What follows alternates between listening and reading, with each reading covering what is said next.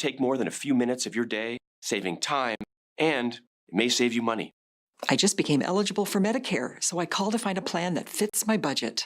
Don't waste time. Call the Benefits Network to speak to a licensed insurance agent about Medicare Advantage plans and compare rates from national carriers. One call to compare options from multiple carriers. For a free no-obligation consultation, call 800-819-1582. Look at this one under-eye bag. It's gone. There's this side and this side. This to this. 50 and haven't slept in weeks. 35 and fresh from a vacation. They are some of the hottest videos on social media. Those videos claiming to instantly get rid of bags under your eyes. Well, today we're going to see one for ourselves and let you be the judge. It's called Plexiderm, and lifestyle expert Annette Figueroa is here to tell us why she says this one is for real. This one is for real, and I'm so excited. We even have a video, and you'll notice the model has bags underneath his eyes and some sagging, and all he uses is a small amount on a clean, dry face, and that's how easy it is. All right, what's the active ingredient? Okay, so it's silicates that are minerals found in shale rock. And what it does is it tightens and lifts the appearance of bags underneath your eyes in as little as 10 minutes, no prescriptions, and very little effort. Even watching the video, this is a real, it's a model, but it's a real guy with real bags underneath his eyes. And I did this to my father. We were at home. I had the timer on, and we were screaming. 4 minutes, 34 seconds, completely gone. My real true opinion is holy words I can't say on camera. These lines bother me. They really do. And this is absolutely unbelievable. I mean, I could feel it just lifting my skin. It was amazing. It feels good. Feels great. Looks even better. And not only does it work on the bags, it works on the appearance of crow's feet, fine lines, and wrinkles. So it targets all those problem areas. So this would be a daily thing, or it absolutely could be a daily thing. But the way you want to do it is you want to have a clean, dry face. Use a small amount because it's so powerful. You have high school reunions, you have events you want to go to, you want to look years younger. This is it. This July 4th is the best time to try Plexiderm with our starter price of only $14.95. Plus, get free shipping. Your solution is at plexidermtrial.com or call the number on your screen. Following up on the last story we just covered, many of these companies in America and around the world, I think they learned their lesson. Go woke, go broke. Jaguar, Budweiser, Target. The list goes on and on and on. And they're hurting. The Dove has an unexpected expense. Our video switcher must be replaced. Will you prayerfully consider helping to replace this important equipment? Thank you for... They need to stay out of it. Totally. And that does it for us today.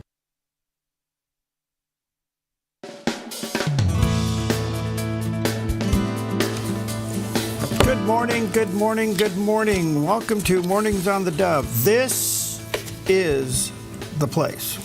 Yes, it is. Yeah. It's, for what? Well, you fill in the blanks. I'm afraid to. It's early. Yeah. You never know. This is the place for you to fill in the blanks. All right. We say something, you complete the sentence. There you go. All right. Yeah, I like that. Anyway, good morning to you. Happy Wednesday. You know, I was confused this week for some reason. Why? I don't know why. In my Friday brain, huh? Because Friday is off? Well, I think that's part of it. I guess because the first started on yesterday. Oh, yeah. And I kept thinking yesterday was today. Okay. I'm sorry. I don't know. Anyway, my brain, maybe I need more sleep. Well, you know, I've been reading about sleep this morning, too. Yeah? Yeah. And you know, we need more? Well, I think we do, but we have to be careful. They're saying that there may be some downfalls to that early afternoon nap now. Oh. Yeah. Yeah. So that kind of scares me because I kind of do that. Yeah. Yeah, but you and I have a reason. Yeah, we wake up at dark 30. It's called 3 o'clock. Right. We're entitled to. I thought we did. I thought I was doing myself some good there, but I don't know. I don't know. We'll see. Well, you know, before the United States took land back from the Spaniards. Go on. Okay. Oh, no. Everything was done during a siesta. Yeah, oh, that's true. So capitalism came in, and everybody was taking a siesta, and capitalism came in, and they went out and called on their clients while everybody else was sleeping. And it all changed. It all overnight. changed. Oh, that's so good. Yeah, I love it. All right. Anyway, good morning to you. Happy second day of July. Happy Wednesday as we head down towards the 4th of July. And still hot and muggy and some fires out there. A lot of little ones. And boy, I'll tell you one thing, though. They're not messing around. They're on them. No, you are right. We had 1 and 2 and 3 and 5 and 6 acre fires yesterday. Yeah. And boy, they're on them like fast. I'm putting up watch duty right now. I'm trying to see what's that East Trail Creek fire looking like. That's up 227. Yeah. Up my neck. It's only 11.8 acres. It was that way last night. So you're right. They're on it. They're on it. We had a couple down right on the border of California and down along the Klamath River, and they were on those. I mean, they have helicopters and people and trucks. I was looking online the other day of new firefighting equipment, wildfire fighting equipment. Really? And they've got things that look like tanks that squirt water a mile. Oh, I love those things. You know? Yes. So anyway, thank the Lord. I mean, it took us only 30 years to figure this out. But anyway. You mean when they start, you should get out there and try put them out? You know. It just shows you that at any age you can start over. I love it. All right, good morning to you. Happy Wednesday. What's going on? Well, with that in mind, and not much else, because we don't have much this morning, but what we have is important. It's National Wildland Firefighter Day. Well, there you go. How about that? Dedicated to the personnel who coordinate their efforts to protect our nation's wildlands. It's also a day to remember the sacrifice made each time a firefighter into fire. And this So our hats off to you. And I don't really have something to eat, Perry, but this might fit that category. Did you know that a pound of house flies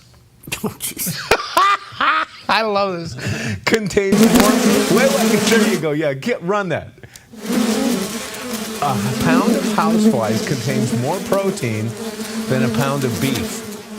Yeah, a little known fact. Insects are filled with rich protein and an amazing source of it. So much so that sustainability advocates are calling for insects as a meat substitute.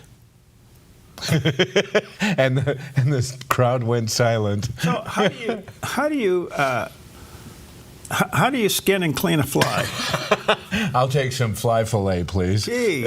Okay. Really? Yeah, how about that? Okay, now a little bit of word fun, especially with what we've just heard in mind about the flies. Okay, did you know that the word politics is a combination of two words? Yeah. The first is poly meaning many, and the second is ticks, meaning blood-sucking insects. Yes.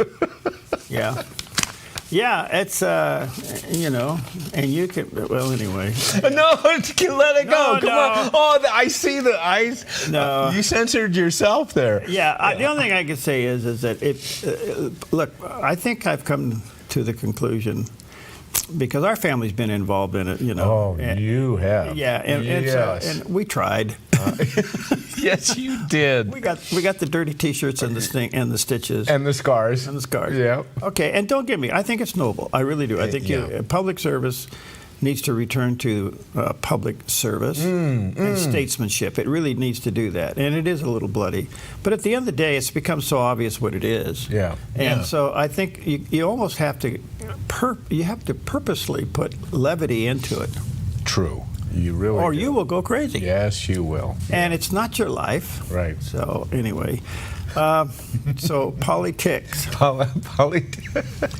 Well, many. I'll go with Polly, but I'll remove tick. Okay. So here's Polly Biden. A look at today's weather from Grange Co-op. With temperatures starting to back down today in northern Oregon and southern Washington, sunny to mostly sunny with daytime highs in the upper 70s to low 80s for Vancouver, Portland, Wilsonville, and McMinnville, with lows tonight in the mid-50s. Continuing down the Willamette Valley, sunny with daytime high temperatures in the low 80s for Salem, Albany, and Corvallis, and mid-80s in Eugene, with a north wind 5 to 8 miles per hour this afternoon. In Central Oregon, mostly sunny and upper 80s in Prineville. Sunny in Bend and Sun River with highs in the mid-80s and a light northwest wind. Over in Boise, Idaho, sunny and hot with high temperatures near 99. Along the Oregon coast, gradual clearing with a high near 69 in Coos Bay. Mostly sunny, breezy, and low to mid-60s for Port Orford and Brookings. Patchy fog, then sunny, breezy, and mid-60s in Crescent City. In southern Oregon, sunny for the Rogue Valley with daytime high temperatures in the upper 80s to low 90s for Grants Pass, Medford, and Ashland. In the Klamath Basin, sunny with a high near 89. Into Northern California, sunny with a high in the low 90s in Wairika. Sunny and hot as we move south with daytime highs near 103 in Redding, 100 in Chico, and near 95 in Sacramento with a southwest wind 5 to 9 miles per hour. In the Bay Area, becoming sunny with highs in the low 80s in Santa Rosa and upper 70s in Napa. Partly sunny and breezy in San Francisco with a high near 67. And today in San Jose, sunny with a high in the mid-80s. It's a snapshot of your Wednesday weather from Grange Co-op. Hi, good morning to you. There's a picture of the valley this morning. A little bit of heat haze because it's been kind of muggy through the night, but a little cooler as well, I said Biden. I apologize. I meant Biden. I really apologize. Yes. I'm sorry that I even considered those two names. That's amazing. Now, I got to tell you the truth. When I've checked into a hotel before, you know, people have taken double takes on my name. Oh, really? They're looking. I said, no. There's an L in there. Yeah, okay. It's a big difference. Okay. It's a big L in there. Bilden. Thank you very much. All right. We'll go with that. Time for Pastor Greg Laurie as he notes that one of the tactics of the enemy is to question the Word of God. And I think sometimes we think, oh, I can handle this temptation. I can control this vice. It won't get the better of me. And next thing you know, you're in trouble. That's how the devil works. He's subtle. What does he do? Point number 7, he questioned the Word of God. Hey, did God really say what you thought he said? Interesting. Now, coming back to something I mentioned earlier, Satan uses the name in the first chapter of Genesis for God, Elohim. Did Elohim really say? But remember, the Lord introduced himself as Yahweh, a more personal name. Hey, did Elohim really say what you thought he said? The devil's primary objective is to separate you from God through sin. He'll always be looking for ways to do that. And once he succeeds, once you take the bait that he offers, then he'll come and condemn you. That's why he's called the accuser of the brothers, the brethren, in King James. But he will tempt you and then condemn you for giving in to his temptation. And he'll say things to you like, oh man, don't read the Bible now. That would be hypocritical. Don't you dare go to church. I mean, when we've sinned, we think, well, I can't go to church after what I did this week. What do you think the church is? Think of the church like a hospital. Think of the church like a place that you go to get better. As I've often said, the church is not a hospital, it's not a museum for saints, it's a hospital for sinners, right? Mm-hmm. Yeah. True. Yeah, and its ER department is pretty good. Mm-hmm. Yeah. You know. So anyway, good morning to you. 10 and a half minutes now past the hour on a beautiful Wednesday morning. Let's take a look at some of the top stories. It's amazing how they came up with this name, but have you heard the term alligator Alcatraz? I have recently, yes. So what is it? It's a new immigration detention center that's on an isolated airstrip in Florida, Everglades, surrounded by alligators and eating things. Yes. Well, anyway, it's now going to be a place to send very bad people. And the president was there for a tour yesterday, and he's walking around. Can you imagine? It goes from the White House to an alligator. I mean, it's kind of like having the moat around, the island full of alligators. Anyway, this is going to be used as a detention center for the bad of the bad. Mm-hmm. And anyway, here's what the president had to say. What we inherited should never, ever be forgotten. What they've made us do. This is all because of an open border policy where 25 million people flowed in. From all over the world, from prisons, from all over the world they flowed in. For no reason whatsoever. We had, when I left, we had a very powerful border. We had no problem. He opened it up, day one. He just opened the border, and people couldn't believe it. That's right. They were standing there. Said, what are they doing? They said, go in. That's it. You look at the first day tapes. They opened it up and they said, go, and that's where all of this began. But this is an amazing thing that they've done here. But listen, people don't have to come here. If they self-deport and go home, they can come back legally. We will let them come back legally. And there is a lot of self-deportation. Yes. But if you wait and we bring you to this facility, you don't ever get to come back to America. You don't get the chance to come back and be an American again and work here. So they weren't with us when the President and the Secretary Kevin and we went through the intake. So right when you do the intake, they have the information about voluntary departure. They have the ability. Obviously, you guys are funding that because it's a lot cheaper to do it that way. So even if they get brought to the front doorstep here, they still have an opportunity to just go back voluntarily. I think I'm glad they're saying this because this has not been part of the news, and if you go over to other news outlets, you won't hear this part of the equation. Right. Yep. But the point is, if you go here, you're toast. Yep. You're not coming back. Yep. Okay, and you will eventually get deported. You're just being processed there. And if you try to escape, let's see if you can make it to the mainland. But so what has happened, and we don't see it in the news, but the self-deportation numbers are really skyrocketing. Yeah, it's amazing. In fact, there's pictures here in Oregon where people are literally packing up their family and their goods and they're leaving. Okay, so it's something you ought to think about. Did you know the Republican Party in Florida is fundraising on this? They're selling T-shirts and hats with alligator Alcatraz on it. Oh, geez. I'm not kidding you. Okay, I guess. So they have a big alligator on there? Okay. This next story is so interesting. Let's go back to California and the Palisades fires. And it was horrible, those fires that wiped out that. It was a disaster waiting to happen. Everybody looks back on that and said this was going to happen. It was just a matter of time. The conditions, everything had happened.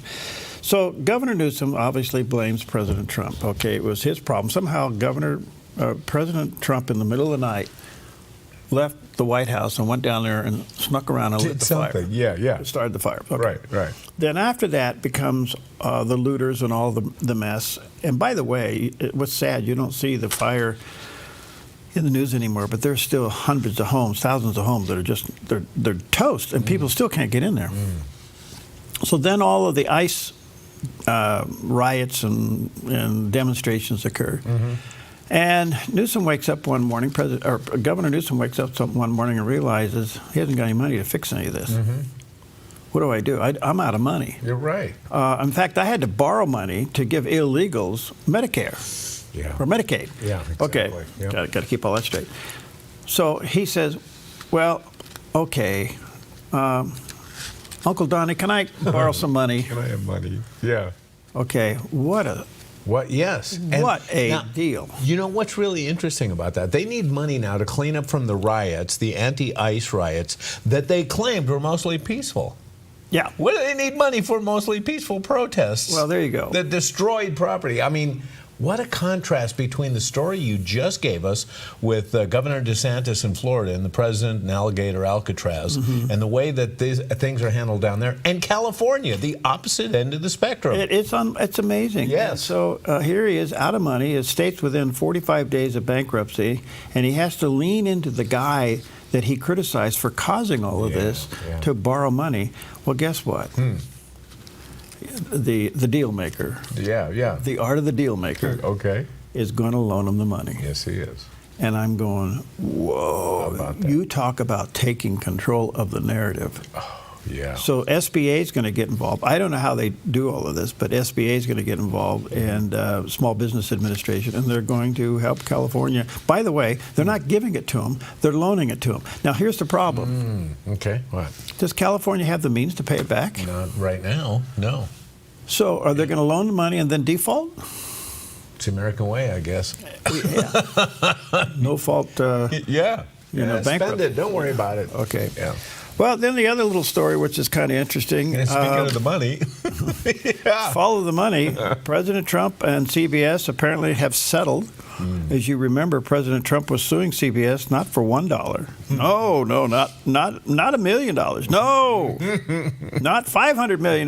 No, he was suing CBS for $20 billion, and it stuck. All right? So to the point where they had to settle out of court. Yeah. So the president is going to initially be given immediately $16 million up front to pay the attorney fees and everything else that's gone on with this. Right. Okay. And they're saying the settlements will be north of $30 million. Right. Right. Now, I don't know how CBS runs for this. They don't, because the president just beat them. Yeah. Oh, waxed them. Yeah. I mean, this is. Yeah. And you got to remember, it wasn't too long ago that the president got $15 million out of ABC. Right. Yes. Yeah. CBS even said they had to modify some of their editorial standards. Yeah. How about that? So it just shows you what's, sooner or later the truth comes out and all this stuff. But I do think, what is CBS and NBC and ABC going to do when the president is winning these cases? Yeah. Yeah. Yes. And we've never had anybody in politics able to figure out how to go after the media and win. Right. And he's won 2, maybe 3, because CNN is still hanging out there. Yeah. Yeah. So I don't know. That's pretty amazing. So he gets $16 million, a little bit of a deposit. And by the way, Don Moore's coming in the mail. Right. And apparently a lot of it's going to his library. Yeah. Yeah. I'm still wondering if the library is going to be Mar-a-Lago. Yeah, me too. Well, sad news and very interesting, the end of an era. Jimmy Swaggart passed away yesterday at the age of 90. About 3 weeks ago or less, he had a heart attack and basically did not recover. And now, this is such an interesting story, his life story. At one time, he was the most watched televangelist in the world, and he is the longest televangelist to be on TV. No kidding. Yes. Oh, At one time, his broadcast was reaching 2 million households. Oh. And then he went through a problem where he had the big confession. Yeah. And he never admitted to what it was, but he confessed that he had sinned. But, yeah. Did we ever hear what it was? Well, the only thing we heard that it was that he was apparently tracking prostitutes. Oh, I see. Okay. Now, how did this come about? Yeah. He had taken down another evangelist for doing the same thing. Oh, yeah. At one time, Jimmy Swaggart was bigger than the Assemblies of God. Oh. He was bigger than the organization that he belonged to. As you know, he was the cousin to Jerry Lee Lewis. Right. And there was a couple of times where they sat down in the studio together and played the piano and sang. Yeah, yeah. But anyway, he got the scandal behind him, which was kind of interesting. In the meantime, his son Donnie, I've met Donnie on a couple of occasions. Oh, okay. He's interesting. Yeah. And so anyway, the son and the wife take over. But when the scandal happened, I mean, the whole place just dried up. And then it slowly came back. And now he has, or the Swaggart Ministry has, their own satellite channel. Oh, no kidding. Yeah, Okay. their own channel. I mean, it's not a program on somebody else's channel. Did he come back and preach after the scandal? It was a while. He stepped back for a while. Okay. Then he came back and he redid things. He changed the format of the show. He loved being around Bible scholars. Okay. And he did a couple of shows where they'd get deep into the theology of things.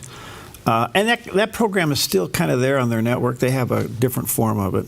But anyway, this is the end of an era, 90 years old.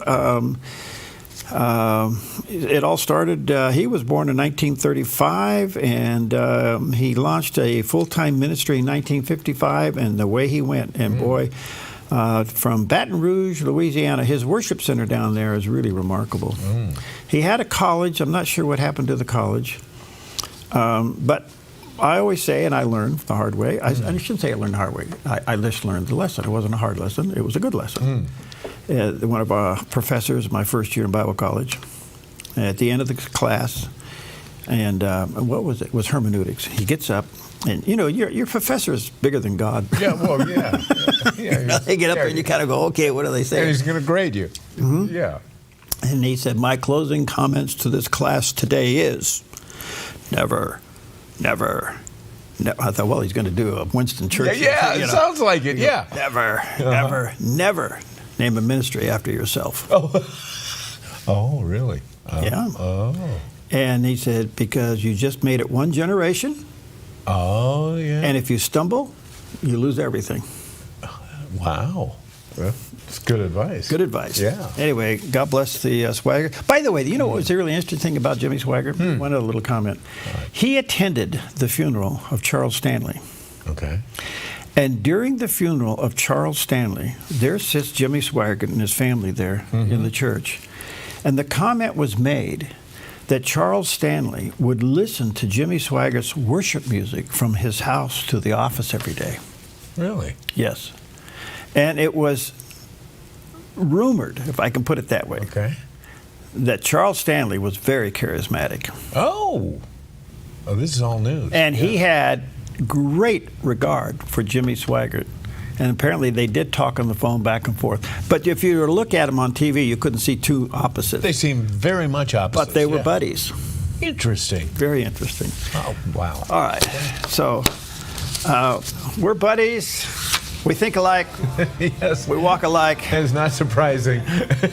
We're both ducks. No, just to know that you're with me. All these roads I travel on.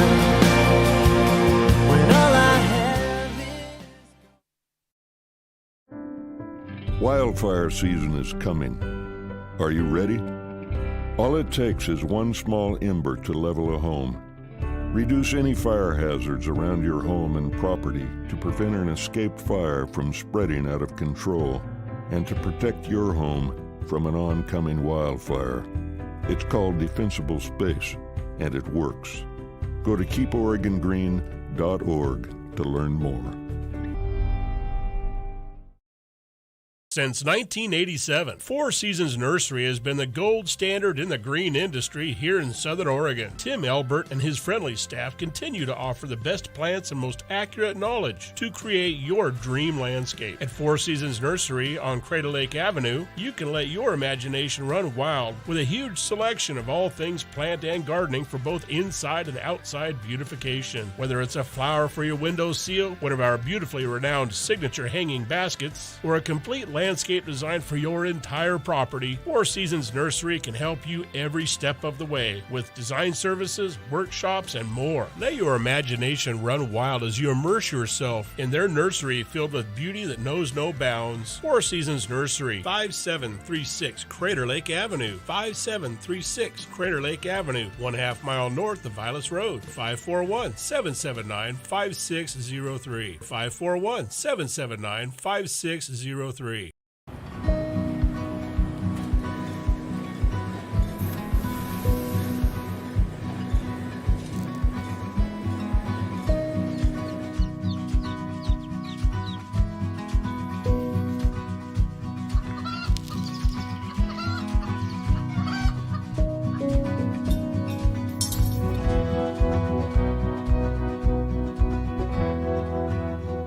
Range Co-op, where big ideas grow. All right, good morning to you. Happy. That's what the guy in Duck Dynasty did. Happy. Yeah. Yeah, he's in heaven now. He's really happy now. He's in heaven. Well, some local regional news. This month, July, Oregon's minimum wage went up. To what? Went up 35 cents. Okay. Now, you got to understand, only in Oregon do we have places where it's one rate versus another rate. What? Yeah, so in Portland it's a little higher, down here it's a little lower. Oh, okay. Other counties it's a little lower. Right. But overall, Jackson, Josephine County, so it's our own backyard here, went from $14.70 to $15.05 minimum wage. Okay. Curry, Coos, Douglas, Klamath, Lake counties. It's classified what they call non-urban. In these areas, the minimum wage went from $13.70 to $14.05. Now, do you know what this is the state minimum wage. Okay. You know what the federal minimum wage is? Not a clue. It's $7.25 an hour. Really? And it's been there since 2009. Oh, no kidding. So no wonder nobody wants to work for the feds anymore. When you get a state job. Yeah, no wonder they didn't go back to the office after COVID. Well, wherever your state is. But here in Oregon, it went up basically 35 cents across the board. But you better check the area, the county that you're in. Okay. Oh, okay. All right. So here's a story for you. Are you sitting down? Yeah, I am. Can you say Senator Laura Trump? Oh, really? Now, as you know, Tillis had a bad day with the president, and he lost. Yeah. He voted against the bill, and that upset the president. He was going to what they call primary him, basically find a candidate that the president would endorse in the primary. Yeah. But since all this has come to light, the move is for Laura Trump to consider the position. Whoa. Now, as you remember, she was the co-chair of the NRC during the election cycle. She is a very smart woman. Yeah, yeah. She's actually doing a show on Fox. Okay. And it's been pretty good. She's had some pretty good interviews. So she seems to be a well-rounded person. And anyway, there is a lot of pressure for her to run for Senator Tillis' seat, which is now called, he's basically been labeled as a rhino. And what's interesting about him, from what I understand, he's a pretty nice guy, but he's not scoring well at home. He's not polling well in his own state. Oh. And so he was going to be primaried with or without the president saying, you're out of here. So does Laura run? And what do you think about that? Well, I think she did a great job as vice chair of the RNC. If that's any indication, we know her politics are right. We know she's a smart person. Who's the opposition? Who else would there be? I don't know who the other primary candidates are. If she gets in, the other ones fade out, because there's one thing that she brings to the table that nobody else has. The last name. No, well, true. But one other thing that's really important. Okay. A whole boatload of money. Oh, well, true. Yeah, what a combination. Last name of Trump and money. Now, here's the interesting thing. She would be a senator longer than the president's president. Oh, yeah. She'd be a senator 2 years past his administration. Yeah. I don't know about this. I don't know about this. I mean, she's a good mom. Her and Eric are good parents. I didn't know that she lived in the Carolinas. I didn't know that she lived in North Carolina. Yep. So she's not a carpetbagger, is she? I don't think so. Yeah. I should know more about this. I don't. Just the fact that she is going to, she said she's getting a lot of calls, and that she said this is something that could definitely be in my future. So that, she's doing all the things that a pre-candidate does, and that's milk it. Yeah. Okay. And she's doing that, and so I don't know. We'll see what happens. It's kind of fun to watch. All right, snapshot of the satellite image. Here's what's going on out there, and cooler weather is coming upon us. The temperature. I took a little walk around the building this morning, and there's a nice cool breeze. I say cooler breeze. And so we look forward. And by the way, when 4th of July comes around, our backyard could only see maybe around 80 degrees. Yeah. Not bad. How about that? Yeah. I got a question. There are a lot of apps out there that we can get our hands on, put into our phones and smart devices and such. If an app is available that helps you break the law, is that app illegal? Well, or should it be illegal? Is it freedom of speech? Or is it just, oh, boy, you touch on it there. All right, well, Tom Homan torches CNN for promoting an ICE tracking app on Fox Business with Stuart Varney. Let's listen in. It angers me. Look, I've been doing this since 1984, Stuart. I've been doing this longer than anybody around here. And I just can't believe we're in a place where, a TV network like CNN is talking about this app and educating people on the existence of this app. ICE law enforcement officers, like I said earlier, they are concentrating on public safety threats and national security threats. This is a dangerous job. And this app is going to give the bad guy heads up that we're coming, which means more bad guys are going to escape arrest, which makes this country less safe, which is a public safety issue. And on top of that, it's only a matter of time for a bad guy, which is like someone who threw a Molotov cocktail at officers in LA, who the assaults against ICE officers up over 500%. It's a matter of time before someone uses this app and ambushes ICE officers. This is something we cannot tolerate, we can't stand for, so we're calling them out, and I'm begging the Department of Justice to look into this and hold people accountable. This puts ICE officers at great risk. We're at a place in time where the Democrats are vilifying ICE as racist and Nazis. And on top of this app, I'm scared to death for the ICE officers who go out there every day, put their lives on the line. Something needs to be done. I'm begging DOJ to look in this, take some action. Yeah. Okay, so let me ask you this. Legally, is this an act of treason? Boy, that's a great question, yeah. Okay? Yeah. And look, I'm really puzzled, and we're guilty of it too, so I got to be careful here. Okay. When we talk about other media sources as a news story, I don't understand that, but on the other hand, I do. So CNN is now so irresponsible. Yeah. It's the only network that has more employees than they do viewers. Oh, yeah. I mean, seriously. Yeah. I mean, you can look at this and you go, why is Warner Brothers funding this? Yeah. Why are they doing this? I mean, it is so bad. I was watching, between that and MSNBC, you kind of go, what in the world is going on here? And, but here's the good news. I still think the average American person is more informed today than ever, and they see through the baloney. Absolutely. Yes. You know, and Yes. the CNN is existing on criticism. They've turned criticism into profit. Yeah. Oh, yeah. So they keep doing wild things. Yes. So people like us and Fox and all the other networks talk about them. Yeah. So, I mean, that's the oddity of this whole thing. So that's just the way it is. So what do we have today? Oh, flies. You've got to be kidding. We got a great protein source. Hey, do you ever watch any of those alone shows? You know, they put people out into remote locations. The longer you last, you know, if you're the last one standing, you win. Yeah. Well, they're eating bugs all the time. They can get their hands on bugs. They eat them all the time. Do they boil them? No, they'll just pick them up and eat them. Really? Yeah.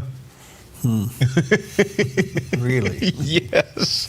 I don't know. There's certain. I don't know. Of course, when you're desperate and hungry. And hot sauce. And hot.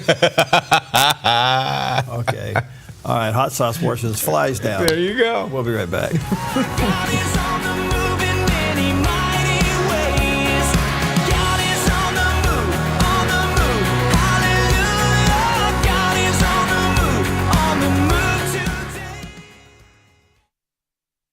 The right cleaning company matters. Choose Dust Plus Cleaning and Carpet Care, a family-owned company proudly serving Grants Pass and nearby communities for over 25 years. We're passionate about delivering the best, whether it's carpets, using purified water for no window spots, or carefully washing solar panels. We're committed to superb customer service from start to finish. Radiant spaces from local professionals. Request a free quote today. Come fall in love with Northridge Senior Living, where contemporary sunlit interiors meet old world elegance. Walk through our lovely hallways and enjoy the fun staff-led activities. Forge lasting friendships with other residents and our exceptional caregivers. Dine in style. Gather near the fireplace under breathtaking chandeliers. Our reasonably priced apartments are spacious with private balconies. Northridge is Christian owned and operated, pet friendly, and only 2 blocks from Asante Rogue Regional Medical Center. On-site 24/7 in-home care is available. We also offer senior adult daycare where your loved one can spend the day with us and the evenings with you. Northridge Senior Living, your home.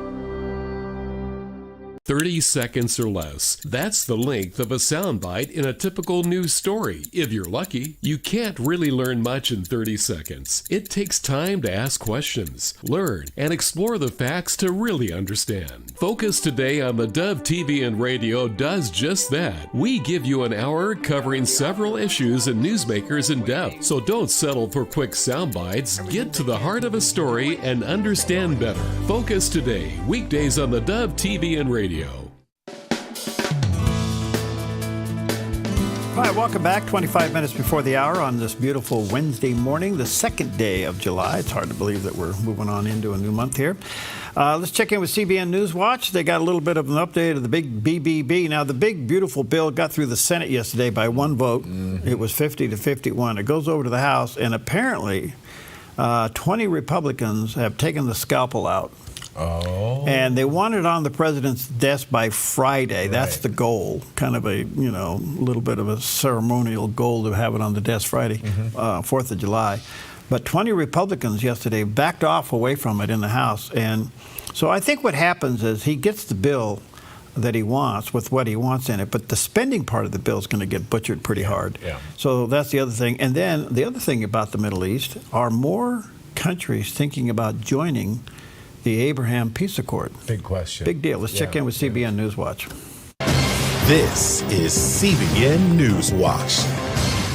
Thank you so much for joining us for CBN Newswatch. I'm Efrem Graham. Today is Wednesday, July 2nd. Going to begin this half hour with news from the Middle East, where there could soon be a pause in the fighting between Israel and Hamas. President Donald Trump says Israel has agreed to the necessary conditions for a ceasefire, and Hamas may be open to it, but serious roadblocks remain. George Thomas has more in our top story. With Prime Minister Netanyahu heading to the White House on Monday, President Trump took to Truth Social, posting that Israel has signed off on the terms for a 60-day ceasefire with Hamas. Well, he wants to. I can tell you he wants to, and I think we'll have it. I think we'll have a deal next week. That's what I think. Trump says he'll press Netanyahu to wrap up the war and warned Hamas to take the deal, or, in his words, it will only get worse. Inside Gaza, word of a possible ceasefire brought hope and some cautious relief. This is a dream for us, for the people of Gaza. This is a dream because, frankly, we are tired. The word tired has great concern beyond it that only the people of Gaza know. We are exhausted. We are tired. We hope to God that the war will end. This is a dream. The Israeli military says it's taken control of about 75% of the Gaza Strip, claiming it's already defeated 3 of Hamas's 5 brigades, with the last 2 surrounded. The Prime Minister is working to end the campaign in Gaza through the release of the hostages and the defeat of Hamas as soon as possible. Hamas suggested it was open to a ceasefire agreement with Israel but stopped short of accepting it, insisting on its long-standing position that any deal would end the war. Previous ceasefire talks have fallen apart mostly over what comes next. Israel wants the option to restart fighting if needed. Hamas is pushing for a permanent ceasefire, full Israeli withdrawal, and the release of Palestinian prisoners. Israel's position hasn't changed. They say the war only ends if Hamas surrenders, disarms, and leaves Gaza. And while talks continue, the fighting hasn't stopped. The IDF says it intercepted missiles from both Gaza and Yemen Tuesday night. Sirens rang out in Jerusalem and other cities, but no damage or injuries were reported. After that, U.S. Ambassador to Israel Mike Huckabee posted on X, writing, "We thought we were done with missiles coming to Israel, but Houthis just lit one up. Maybe those B-2 bombers need to visit Yemen." George Thomas, CBN News. Many have been talking about the possibility of Saudi Arabia joining the Abraham Accords. CBN News Middle East correspondent Julie Stahl takes a look at that alliance in light of the war which began October 7th back in 2023. When Hamas attacked Israel 19 months ago, no one knew how Arab nations would react. I think a lot of people thought that after October 7th, it would be the beginning of the end of the Abraham Accords. And in fact, it's been the opposite. Fleur Hassan Nahum is the Israeli Foreign Ministry's special envoy for trade and innovation. About a month after October 7th, the Arab League met, and they wanted to pass 3 boycotts against Israel and 1 against the United States. And it was the countries of the Abraham Accords that, in fact, vetoed the boycotts that the Arab League wanted to pass on Israel. When Iran launched some 300 missiles at Israel in April last year, the UAE, Saudi Arabia, and Jordan all joined with the U.S. to defend Israel from the onslaught. But what's really interesting about that is not that they helped, is that they admitted that they helped. Because in the Gulf, it's, rhetoric and reality can be two different things. But the fact that they came out and they said, yeah, we were helping Israel, we were on the side of Israel, that's momentous. That's progress. When Iran launched a second attack a few months later, the Gulf states once again came alongside Israel with intelligence assistance, access to airspace, and other help. So I think it's very clear that the Middle East is split into 2. The countries that want peace and prosperity, and the countries that want radicalism and jihad. And it's very clear where the UAE and even Saudi Arabia is, and it's very clear where the Islamic Republic of Iran is. Hassan Nahum said she can't predict what will happen with the negotiations between the U.S. and Iran. But all of this is pushing the countries of the region that want peace and prosperity and want to push out the Muslim Brotherhood and the Shia fundamentalists. The Abraham Accords are President Trump's legacy from his first term in office. Israel signed bilateral normalization agreements with the UAE and Bahrain in September 2020, paving the way for full diplomatic ties. It was the first agreement with an Arab state since the 1994 peace accords between Israel and Jordan. Later in 2020, Sudan and Morocco also joined the accords. Wow. I tell you, it's 6 months. This sounds like I'm, super pro-Trump. What I'm trying to, explain here is look what's happened in 6 months. It's stunning. It's stunning. And when you look at the Middle East alone and how it's being reshaped, I have a question to people who are critical because it's President Trump and they just don't like him breathing. Right. Okay. What other has been done and what else could have been done? Yeah. Right. Apart from appeasement, how do you reshape the Middle East? And how do you get rid of the world's worst enemy, which is Iran? And they're still there. They're not out yet. They're down, but not out. Yeah, true. So it's just, when you look at this and you go, and it goes back to his first administration, his son-in-law, putting together the Abrahamic Accord, which he himself and their family are Jewish. Right. And so it's pretty amazing. Yeah, and they used to call Trump an anti-Semite until they finally realized, wait a minute, it's in his family. It's just, I understand the criticism of the I get all that. I really do. But if you could back away from the personality and just look at what's being done, it's pretty amazing. Well, I think you hit it on the nose there, too, because he has had a string of victories all the way from the Supreme Court. And now we even see, and we haven't even talked about this, maybe we'll talk a little tomorrow, but University of Pennsylvania has acquiesced to his wishes. They're changing their transgender policies. There isn't a politician, especially conservative Republican, that hasn't run for public office at any level that says they want to get in and change government. Right.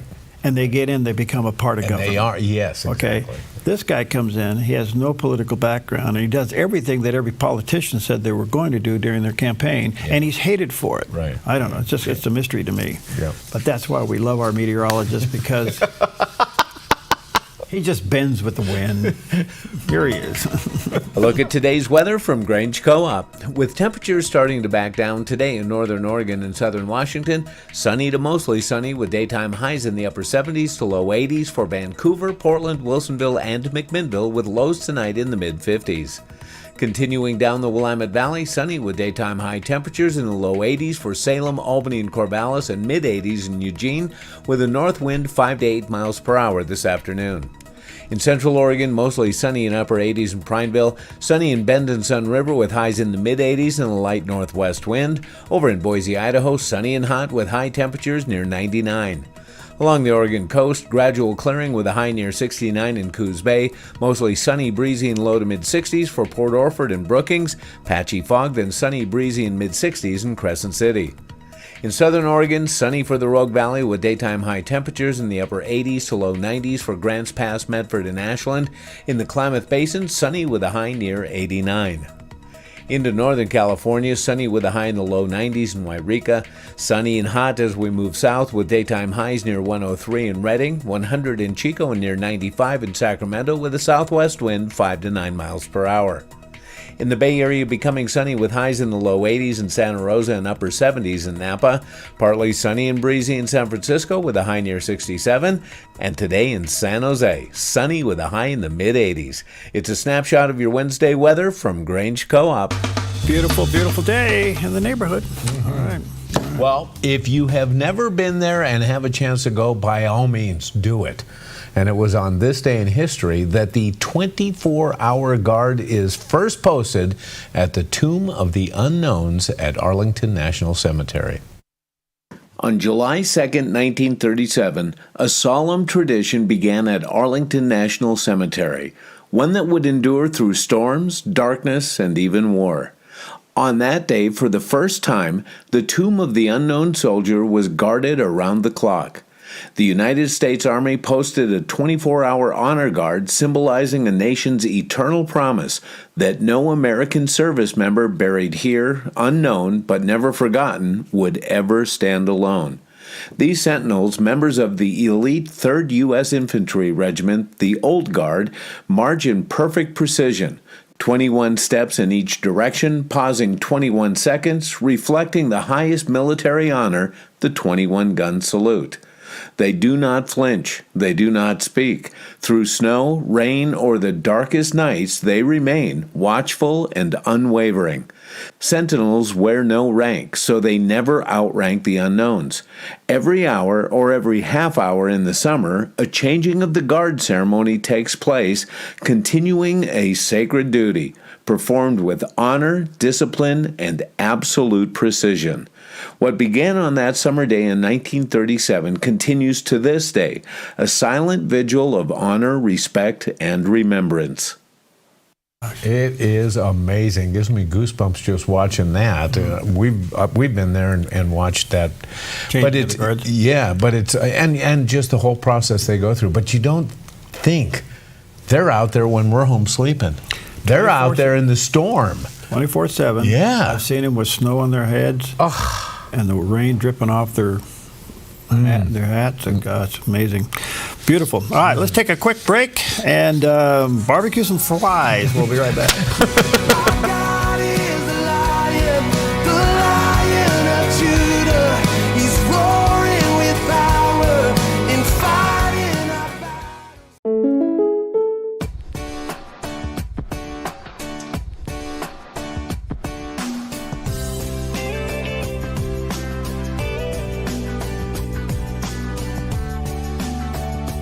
Combining your home and auto insurance could save you time and money. And who doesn't like that? When you want surprisingly great rates on auto, home, and life, call State Farm agent Rory Wold in Medford today. Like a good neighbor, State Farm is there. It can be puzzling assembling all the right pieces for your insurance needs in retirement. I'm Michelle Slate. Lighthouse Financial shines guiding light on retirement, investing, and insurance. Guiding you through the stormy seas of insurance, Lighthouse stands out as a beacon of hope, offering you wise counsel and biblically responsible investing. Lighthouse Financial. Call us today, 541-494-1034. 30 seconds or less. That's the length of a soundbite in a typical news story. If you're lucky, you can't really learn much in 30 seconds. It takes time to ask questions, learn, and explore the facts to really understand. Focus Today on the Dove TV and Radio does just that. We give you an hour covering several issues and newsmakers in depth. So don't settle for quick soundbites. Get to the heart of a story and understand better. Focus Today, weekdays on the Dove TV and Radio. They travel across America to give an answer for questions, doubts, and challenges concerning faith. The Gospels are historically reliable.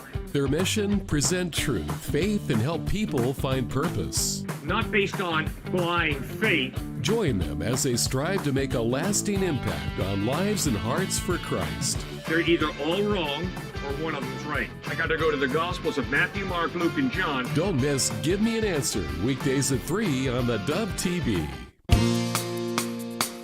Welcome back. The Christian Institute, based in Newcastle, England, really a great organization, reports new legislation that is coming into effect there at the UK regarding free speech at the university. Listen to this. Universities have been told they must meet a very high bar before restricting free speech in new guidance from the Office for Students.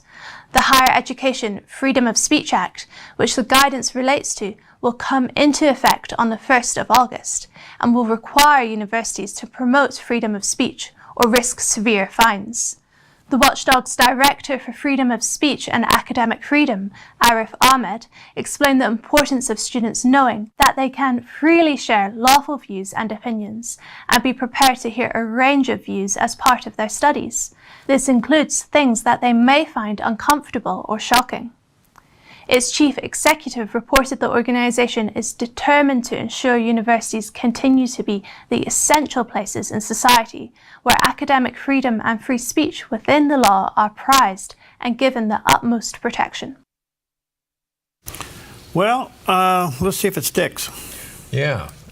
I don't know. The UK is going through something that is dangerous, and that's the coexistence of Sharia law in pockets of the country. Yeah. And I don't know, had they let the cat out of the bag, I don't know what's going to happen with that. We'll have to keep and how an eye. far are these free speech rights going to extend? We've talked and seen stories of anti-abortion advocates simply standing outside of abortion facilities and to themselves praying and get arrested for it. How far will this extend? And some of their police officers are being de-gunned. Oh, really? So I don't know what he's supposed to do, sit there and try to counsel a person coming after you? Right. Oh, man. I don't know. Look, I want to be respectful here, but I do know this because we have an affiliate there in Stoke-on-Trent. There's also seemingly a genuine faith renewal within the UK against this nonsense. So this kind of craziness does produce awakening. And there is an awakening. Now, if you go back and look at the history of the UK, they're the ones that gave us birth for freedom of religion because of the persecution. And so, and our organization, in fact, the BBC was founded upon broadcasting the gospel. And look what it's emerged into now. So the point being is that there's this craziness produces a searching for truth, and that's healthy. You know? So let me ask you a question, and we'll move on. All right. If God is in control of everything, then nothing is out of control. It's a great observation. Yeah. He's even in control of the chaos because he uses it to bring about his purpose. So in bad, under the pressure, good comes. When they finally got into China, there was a huge underground revival going on. So if God is in control of everything, then nothing is out of control. That's right. That's my sermon for the day. Go ahead. Get out. I'll get feedback on that one. Yeah, okay. Well, when you've gone to the beach, have you ever been able to create any amazing sand sculptures, like sand castles or anything like that? Well, my younger days. Oh, yeah, okay. Well, I could bend over. I found when I could reach the sand. When I get down there now, and I'm down for a while. Well, what I found out about those kinds of things in doing sand sculptures and sand castles and such, I'm really great at making small holes and piles of sand. Yeah, right. That's about it. But this morning we're looking at some extraordinary sand sculptures of some very ordinary things. Mark Lewis is a part-time minister from York who's turning heads and making waves with sand. From a tube of toothpaste and a pair of Crocs that you can actually stand in to R2-D2 and SpongeBob, Mark's lifelike beach sculptures have gone viral for their creativity and charm. He said it's all about sparking joy, giving people that moment of, wait, is that really made of sand? It all started back in 2010 with 2 sons, a bucket, and a big imagination. What began as family fun grew into a serious hobby, at first just experimenting on his own and then pursuing professional training. Mark says he loves building things tall. People always wonder how it stays up. He added, sculpting with sand isn't easy. You're racing against the tide, the clock, and gravity. He said he spent up to 9 hours on a single piece, then it's gone with the next wave. And that's part of the magic. His giant Croc sculpture exploded online, drawing attention from thousands who couldn't believe their eyes or resist jumping in. He said, of all the things I've made, it's funny that Crocs are what blew up. For Mark, it's never about the art. It's about connecting with people and showing others what's possible with just sand, time, and a little imagination. Gosh, that is How about fascinating. That? Yeah. Pretty cool stuff. The best I could do, when you were a kid, you had a bucket and you put sand in it. Yeah. And then you... You're right, it would hold its shape. Yeah. Yeah. For a little while. As far as I got. I like the Crocs, though. You know, that's pretty amazing. And that's what blew up for him. Something just as basic as do you have Crocs? Yeah. Do you? Mm-hmm. I've never seen you wear those. Well, not here. Okay, yeah, I have, but that was it's the only thing I can get my foot in. That was post-surgery. Yeah. Yes. No, I haven't, but I don't like the little flap. Oh, the little thing in the back? Yeah. Yeah. Fold it up to the front. I do. Okay. Yeah. Only because I like getting in and out of them fast. Yeah. Well, you know, I've never used those straps in the back except on my right foot now when I put it on because I can't really feel my right foot. I've got nerve damage. All so right. if I lose my Croc, I don't know it until I step down. Jerry, you lost your Croc a long time ago. Thank you very much. All right. Jeez. Take 27, Psalm 27, verse 1. The Lord is my light and my salvation. Whom shall I fear? The Lord is the stronghold of my life. Of whom shall I be afraid? Right. If he's in control, then nothing's out of control. Think of it that way today. Amen. All right.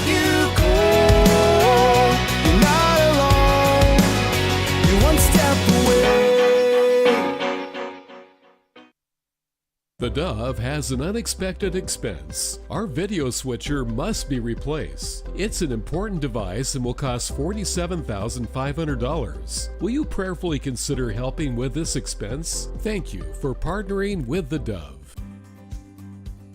Stewardship begins with the knowledge that nothing belongs to us, but everything belongs to the Lord. This helps us to run a business not in the fear of lack, but in the assurance of His care and provision.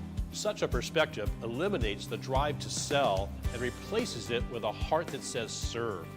This begins with serving our clients and coworkers with integrity and genuine care. That's why at Kelly's, it's automotive service with a heart for God and treating others as we ourselves would want to be treated. Our promise is to never sell our clients anything we don't believe they need. Another is to do all we can to meet other needs, such as shuttle service and loaner cars, or taking the time to really listen, even at times praying with our customers. Sometimes this means sacrifice, going above and beyond. But that's why I work for Kelly's Automotive Service, honoring God while serving people with honesty and integrity. Clean water is essential to your good health. Ultra Pure Purified Water has been delivering purified, healthy drinking water to the Rogue Valley since 1995. Locally owned and family run, Ultra Pure Purified Water uses a multi-stage process ensuring your delivery of water is 99.8% pure, so your family stays hydrated and healthy. Online at ultrapurewaterinc.com or call 541-734-0828. 541-734-0828. Chris Silva understands your home and your commercial buildings are two of the largest investments most people make in a lifetime. One is for your family, the other is to support your family financially. That is why Chris Silva Painting goes the extra mile to protect both homes and commercial buildings with proper painting preparation and high-quality primers and paints. Serving Southern Oregon since 2006, this family-owned and operated business has painted over 1,000 homes. Chris Silva Painting offers an industry-leading 5-year warranty that covers materials and labor on all painting projects work for both residential and commercial buildings, both interior and exterior painting. Chris and his crew are courteous, they are efficient, organized, timely, and clean. Chris Silva Painting also offers military discounts. At Chris Silva Painting, our mission statement is to bring Christ's heart and principles to our customers and our job sites. We do that with honesty, integrity, and hard work. We don't cut corners, we paint them. CCB number 176097. Chris Silva Painting, 541-890-3960.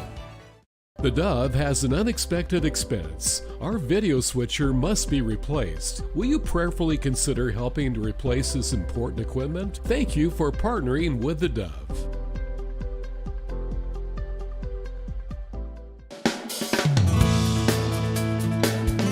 Good morning to you. Happy Wednesday. Welcome to Mornings on the Dove, because this is where it happens. This is the place. Now you fill in the blanks. Anyway, good morning to you. Happy Wednesday. It's been confusing to me. So I can't even believe it's Wednesday. I don't know what happened to me yesterday. I don't know if yesterday at one time I thought it was Monday. Then I thought it was the 2nd. My brain didn't. Right. Well, what are you going to feel like tomorrow? 'Cause tomorrow really is going to be our Friday. Yeah, because you know what? I really think that tomorrow there's no commerce tomorrow. Okay. Yeah. People, if we have a holiday like Friday, it really starts the day before. Yeah. Okay. Oh, yeah. In fact, they said the official start to the holiday was like yesterday? It could be. Yeah. Just be careful out there with all the stuff going on. Anyway, good morning to you. Happy Wednesday. It is the second day of July. There's a lot going on in the news, as always. We'll have that for you. Pretty muggy yesterday. We had some fires around. The good news is, boy, they're getting on them. Yeah, man, what a change. 1 and 2 and 3 acre fires, and man, they're on them like fast, which is really encouraging. So thank you, firefighters. It's hard, dangerous work. And I don't know what starts these. Some of them were lightning, some of them were who knows what it is. But get on them. I'm looking at watch duty. The Upper Applegate fire is still going on over there. Yeah, they got it surrounded, but it's still smoldering there. Yeah. And then we had a new one break out, East Trail Creek fire up 227. Yes. It's about just over almost 12 acres and still staying there. So obviously they're on it. They're on them. And this is good news. And they got helicopters, 2 planes parked right outside the door here. Yeah. So good stuff going on there. Anyway, good morning to you. A lot going on in the news. Anything crazy today? Well, on the same theme, today is National Wildland Firefighter Day, honoring the dedicated personnel who coordinate their efforts to protect the nation's wildlands. And I'm telling you, if you've ever been in the path of a wildfire, you appreciate them coming up your driveway. Yep. I certainly did. We've been there more than once. And our hats off to those who are out there on the line. A lot of sacrifices made. That is some of the hardest work ever. We went up. Lose weight? Go fight a wildfire. Yeah. We were behind the fire lines once with my property was, and I had a good friend from church come up, and he said, "Well, let's drive up Elk Creek Road and see what they're doing." I said, well, okay, that's not really legal, is it? Oh yeah, he says, I'm a part-time firefighter. I said, okay, Buff, get in. And so we got in and we drove up Elk Creek Road, and they were really working up there. And I watched those guys. Oh, man. It was stunning what they were going through. I just have to wear a heavy pack, all this fire retardant clothing. Yes. And then work like crazy with picks and shovels. All, in smudged yellow shirts because they were all dirty. They were working hard. So our hats off to you, and for everybody out there, be careful. It is that time of year. Okay, well, moving on. We don't have much to eat, but we got some protein. Did you realize that a pound of houseflies, let's hear them. A pound of houseflies contains more protein than a pound of beef. In fact, it is a little known fact at how high of a level of protein insects have. So much protein that sustainability advocates are calling for insects as a meat substitute. Okay, so have a bowl of flies. With all due respect, I don't believe that report. A pound of flies is more than a pound. It's got more protein than a pound of beef. How about that? And you know what? It makes sense. You know, I watch all these. You know how many flies are in a pound? Well, see, that's the trouble. That is the trouble with this thing, is like getting enough to have it mean something. And I have watched those shows like Alone, where they put people out in remote locations, and the whole thing is finding water, getting something to eat, and trying to stay dry and keep your fire going. I mean, that's the whole show. So how do you skin and clean a fly? Like this. Give me another one. Give me a spoonful. You know, there's just some things salt and hot sauce can't fix. You know what? Hot sauce could do this. Yeah, I don't know about that. Try equal parts fly and hot sauce. Equal parts fly and hot sauce. Yeah. All right. No, and whatever that may be. And with that in mind, especially the insects portion of this, a little bit of word fun. Did you know that the word politic is a combination of 2 words? Politics. Yeah. 2 words. Yeah. The first being poly, meaning many. The second, ticks, meaning blood-sucking insects. Yeah. Sorry. That's all right. I couldn't resist. No, it comes with the territory. Yeah, it does. It does. Politics. Politics. Okay. All right. And I'm sure we're going to be zeroing in on that a little bit in other matters this morning. Okay. Because there's a lot of politicking going on out there. There it is. We got it for you in the news. All right. All right. Here's poly weather. Look at today's weather from Grange Co-op. With temperatures starting to back down today in northern Oregon and southern Washington, sunny to mostly sunny with daytime highs in the upper 70s to low 80s for Vancouver, Portland, Wilsonville, and McMinnville, with lows tonight in the mid-50s. Continuing down the Willamette Valley, sunny with daytime high temperatures in the low 80s for Salem, Albany, and Corvallis, and mid-80s in Eugene, with a north wind 5 to 8 miles per hour this afternoon. In central Oregon, mostly sunny in upper 80s in Prineville, sunny in Bend and Sun River with highs in the mid-80s and a light northwest wind. Over in Boise, Idaho, sunny and hot with high temperatures near 99. Along the Oregon coast, gradual clearing with a high near 69 in Coos Bay, mostly sunny, breezy, and low to mid-60s for Port Orford and Brookings, patchy fog, then sunny, breezy, and mid-60s in Crescent City. In southern Oregon, sunny for the Rogue Valley with daytime high temperatures in the upper 80s to low 90s for Grants Pass, Medford, and Ashland. In the Klamath Basin, sunny with a high near 89. Into northern California, sunny with a high in the low 90s in Wairika. Sunny and hot as we move south with daytime highs near 103 in Redding, 100 in Chico, and near 95 in Sacramento with a southwest wind 5 to 9 miles per hour. In the Bay Area, becoming sunny with highs in the low 80s in Santa Rosa and upper 70s in Napa. Partly sunny and breezy in San Francisco with a high near 67. And today in San Jose, sunny with a high in the mid-80s. It's a snapshot of your Wednesday weather from Grange Co-op. All right, and there's a picture of southern Oregon, better known as the Rogue Valley. We call it home, and it is bright, a little bit of a heat haze left over from the evening. Little shadow of the mountain from Roxanne on down over the valley, and it is hot and dry. So be careful. Well, this one's interesting. Pastor Greg Laurie looks at the passage in Genesis when God walks through the garden and asks Adam, "Where are you?" God wasn't looking for the location of Adam. He was looking for confession from Adam. Adam, the Lord says, "Where are you?" Adam, of course, covers things up. But I wonder if God is asking that question of some of us right now. Where are you? Not literally, where are you? He knows where you are. We're in church. But where are you spiritually? Are you in the place you should be in right now? Or are you separated from God because of sin? I don't think this is a spoiler alert when I tell you that, of course, Jesus came to die on the cross to reconcile us with God and to restore what was lost in the Garden of Eden. And we'll look at that first messianic passage next time in Genesis chapter 3, verse 15, when God speaks of one who would come to deliver us. But we'll stop short of that today and just deal with that question. Where are you? Are you where you need to be? Are you right with God? If you died today, would you go to heaven? Or have you done something you know has separated you from God? And there might be someone I'm talking to that was walking with the Lord, but you've allowed sin to get into your life and to compromise you, and you've eaten of that forbidden fruit. Well, the good news is God can forgive you.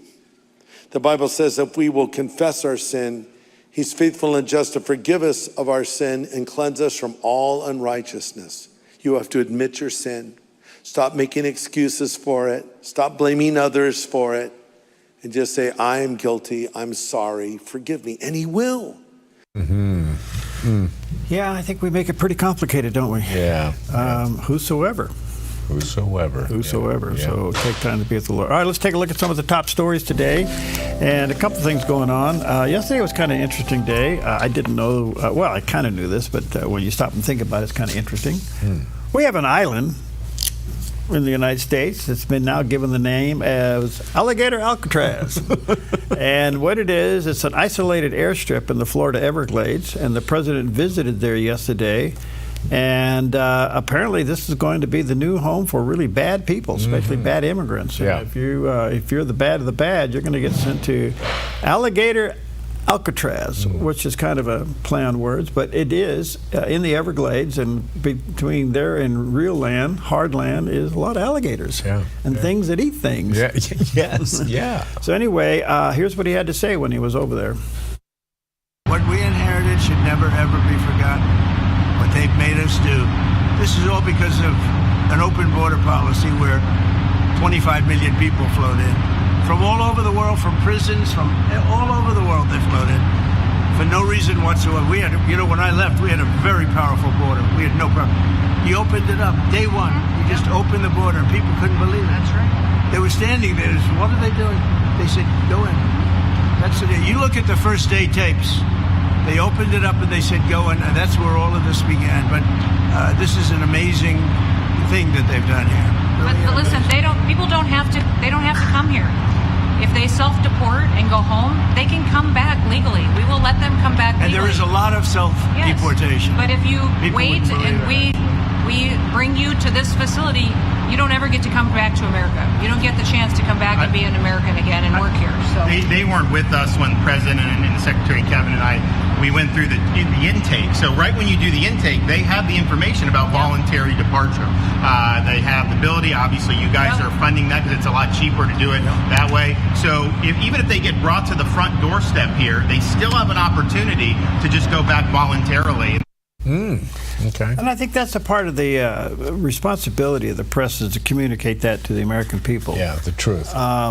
Look, and self-deportation numbers are on the rise, and so people are waking up and saying, this isn't working, and it's just going to get me in trouble. Yeah. And but if you get sent there, that could be the end of your road because you won't be able to be allowed back in. So anyway, things to think about.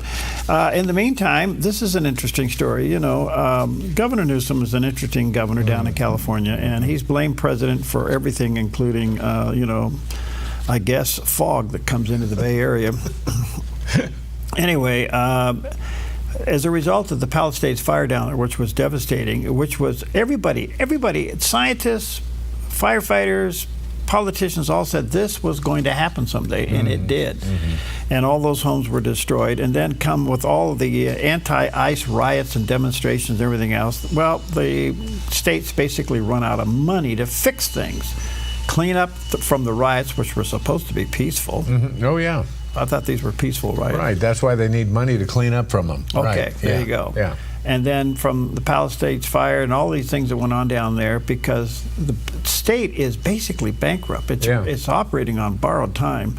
And they gave so many millions and millions of dollars to illegals through Medicaid that was another problem. So they're out of money. So they leaned over to the feds and say, hey, can we borrow some money? The president kind of went deep running on that for a while. And I thought, well, all right, that's really something that the governor criticizes the president for everything and then leans to him to get some money. Yes. Okay. Well, guess what? What? There is an adult in the room. Okay. And that is the president's going to loan them the money. Good. All right. Well, that's the right thing to do. Yeah. Remember one thing. It's a loan. Right. And I don't know what the terms are to pay it back. And it's interesting to take a look at that story on the heels of the story that we just saw with Alligator Alcatraz, in Florida. And what a difference in state policies between the two states. Yeah. No wonder people are fleeing and going to Florida. And, obviously a lot of incoming, and people are fleeing the state of California. So I think it's a stark contrast. Yeah. Well, the other story that's really interesting is, the president's had just everything thrown at him. But they have run into somebody that understands how lawsuits work. And if you read The Art of the Deal, which I encourage you to do, the first half of the book's a little tough to get through the ego part of it. Okay. But there is some things, there's some takeaways in the book. And one is, if President Trump is hit with anything legal, the next day, if not the very hour, he hits back harder. Right.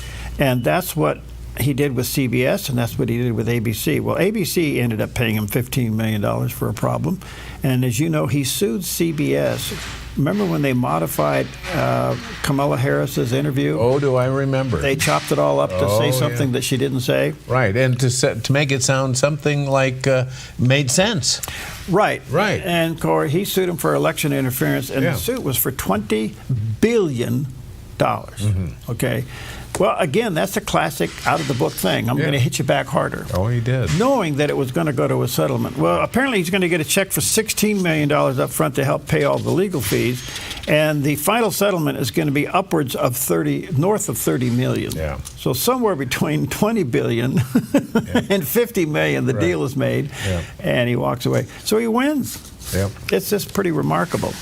A little bit of a sad story. We kind of felt that this was coming because of some health issues early. But Jimmy Swaggart, Reverend Jimmy Swaggart, passed away yesterday at the age of 90. He was the longest televangelist in American history. At one time, his television show reached 2 million households. Wow. 2 million households. There was a time in his career that was a scandal. And this is where he got in a fight with another Assembly of God pastor, and they fought back and forth. And he never admitted to what the sin was, but he admitted sinning. Mm-hmm. Okay? And as you know, he had that emotional breakdown live on television. Yeah. I have sinned, which is kind of interesting because I will give him credit. He went before people and asked for forgiveness. Okay. And he went before the crowd and he admitted it. He didn't run and hide. Okay? It was embarrassing. It had to do with whether or not he was literally tracking prostitutes or not. Okay, that was it, huh? That was it. All right. Now, what happened beyond all that, we really don't know. Okay. It crashed the ministry for quite a while, and then it came back. And today, the Swaggart Ministry has their own satellite channel. They're not a program on somebody else's channel. They have their own channel. Oh, my gosh. Their own channel number. Okay. And his son, Donnie, has taken over his wife, and they have several programs. So it is an end of an era. At one time, his ministry was bigger than the organization that he was a member of, and that is the Assemblies of God. Oh, okay. He was also the cousin of Jerry Lee Lewis, and there was a time where they sat down the piano and they kind of rocked and rolled a little bit, and they sang hymns together. All right. So anyway, thoughts and prayers out to the family. Oh, there's one other little twist to him. Of all people he was friends with, and I say this respectfully because it was nice, he and Charles Stanley were buddies. Interesting. When Charles Stanley passed away, Jimmy Swaggart went to his funeral, and it was noted that Charles Stanley had great regard for Jimmy Swaggart in his passion for the gospel, and that Charles Stanley would listen to Jimmy Swaggart's worship music on a cassette tape when he would drive from his house to his office. This is news, yeah. Okay, and it was rumored that Charles Stanley was very charismatic. Oh. But you wouldn't know that. Well, I mean, it's hard for us to describe that today because it's been so abused. Yeah. But, they were buds. I'll be. So anyway, okay. Hats off to that. All right, we'll take a quick break. We'll be right back.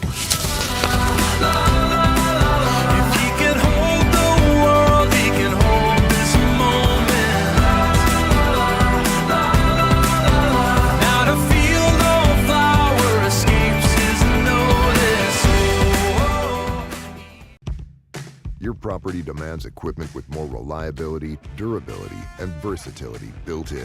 Kubota equipment is ready to get the job done right.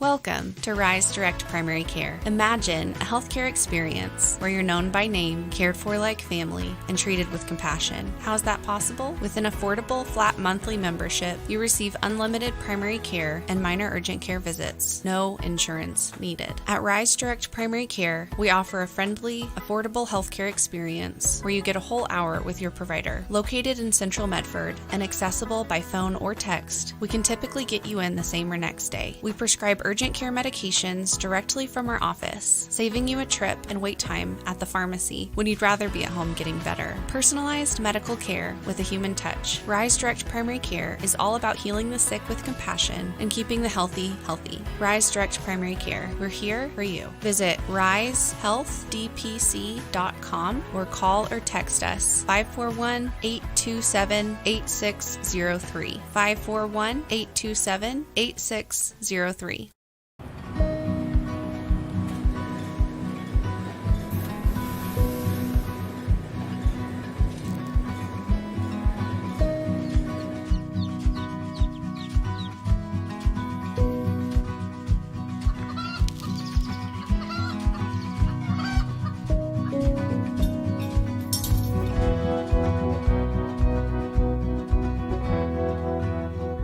Grange Co-op, where big ideas grow. God's eternal power and divine nature are seen in creation. But in a world blinded by darkness, the life outdoors is here to pull back the veil. The mountains don't lie. Truth leads to Jesus. Wake the wild within.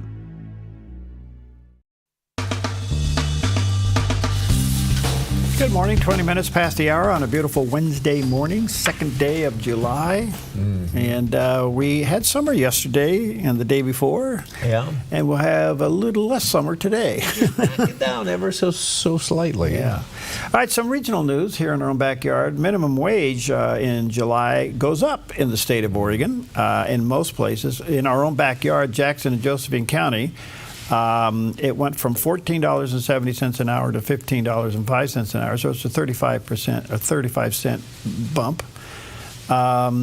In other areas like Curry County, Coos, Douglas, Klamath, Lake County, what they are calling non-urban areas, the minimum wage went from $13.70 to $14.05. Now you need to check out other areas where it has gone up even more, like in Portland and things like that. But the minimum wage did go up. Now, do you know what the minimum wage is for federal? No. This is interesting. So, minimum wage, average here in the state of Oregon. Okay. How much are you paying them? You and I just had that done in our mouth a couple days ago. So true. Don't do that again. Okay. Yeah. No, we have to laugh. I can't stop progress. We have construction going on next door. Anyway, state of Oregon is $15.05. Okay. The feds is $7.25. Okay, wait a minute. How's this work, Perry? Do you get to, as an employee of McDonald's or wherever you're working, you say, well wait a minute. It's not a federal job. Okay, but is that only for federal work? Because I would dare say there isn't a federal employee in this country that's working for $7. No. So who does that apply to? I have no idea, but it hasn't changed since 2009. Well, all right. So I don't know. So, but if you're going to work anywhere else but the federal government, the state mandates that you get this minimum wage. Okay, so there are state minimum wages, and there are federal. Yeah. Well, what good's the federal? I mean, sure, everybody says that I am a state. Yeah, I'm a stater. Okay. Okay. All right, the other thing is, can you say Senator, U.S. Senator Laura Trump? I can say that. Well, apparently she's in the running. She hasn't announced, but as you know, Senator Tillis from North Carolina got in a little bit of a, saber rattling with the president. And he voted against the big bill. Yeah. And so the president threatened to go out in primary against him. In other words, find another candidate to run against him in the primary, which I understand he wasn't doing well in his own state. His polls weren't solid. Okay. All right. So in the middle of that, he decides, nope, I'm not running for re-election. He has announced he's not running for re-election. Well, all eyes and phone calls are going to Laura Trump, who, as you know, was the co-chairman of the Republican National Committee during the election cycle. She hosts a very interesting conservative talk show on Fox. She is the wife of Eric Trump, so she's the president's daughter-in-law. And she said this is something that very well could be in my future. So does she skip over everybody else and gets the nominee? She'll have to get in the race sometime this coming next year. Yeah, I would think so. Yeah. So she couldn't announce now because he's already announced he's not running. Oh, yeah. So she has two things in her favor. Yes, she does, doesn't she? The last name, Trump, and a boat full of money. Oh, boy, what a combo. What a combo. Yeah. So I don't know. We'll see. If she gets elected, she would actually be in office more than her father-in-law. Interesting, yeah. Because he has 4 years and she would have 6. Right, yeah. So it's kind of interesting to that. Wow. Well, there you go. Let's take a look at Wall Street for a Wednesday morning. Thank you all over there. And thank you, Preston. We like Preston. He's a cool dude. He has smart lawn. His wife has ice cream at Central Point Peaks. The Dow's off 71, the Nasdaq is up 51, and the S&P not even a point down today. So, that's kind of mixed numbers. Gold off, not much, but a little bit, 33.48. Silver's hanging in there at $36.50, and crude oil back up $1. Look at that, 65.56. So there you go. All right, well, we have a lot of apps available to us these days. Do you ever clean the apps up on your phone? Yeah? Is it hard to keep track of them? Well, it's kind of like your garage. Yes. Oh, boy. If you don't touch it in 6 months. Oh, is it 6 months or 6 years? Well, they say, with the exception of Christmas decorations, if you don't touch it in your garage in 6 months, get rid of it. So, yeah, I dump apps. Do you look at apps and wonder, what is this? What do I have this for? Well, when you get a phone, you get all this stuff with it, and you go, I don't need all this. Well, I've added apps, and I thought, what did I do that for? What's this good for? And, I don't know. Yeah. It just eats up your memory. Right, and it's confusing because as you try and navigate your way through to the app that you want, you can't find it because there's so many other apps. One other problem. Okay. You bring an app, does it open you up for bings and dings? Oh, yeah. Yeah, do you have the notifications on? Oh, gosh, it'll drive you crazy. Oh, absolutely crazy. Okay, let me ask you this. Yeah. If an app entices you into illegal behavior, should the app be illegal itself?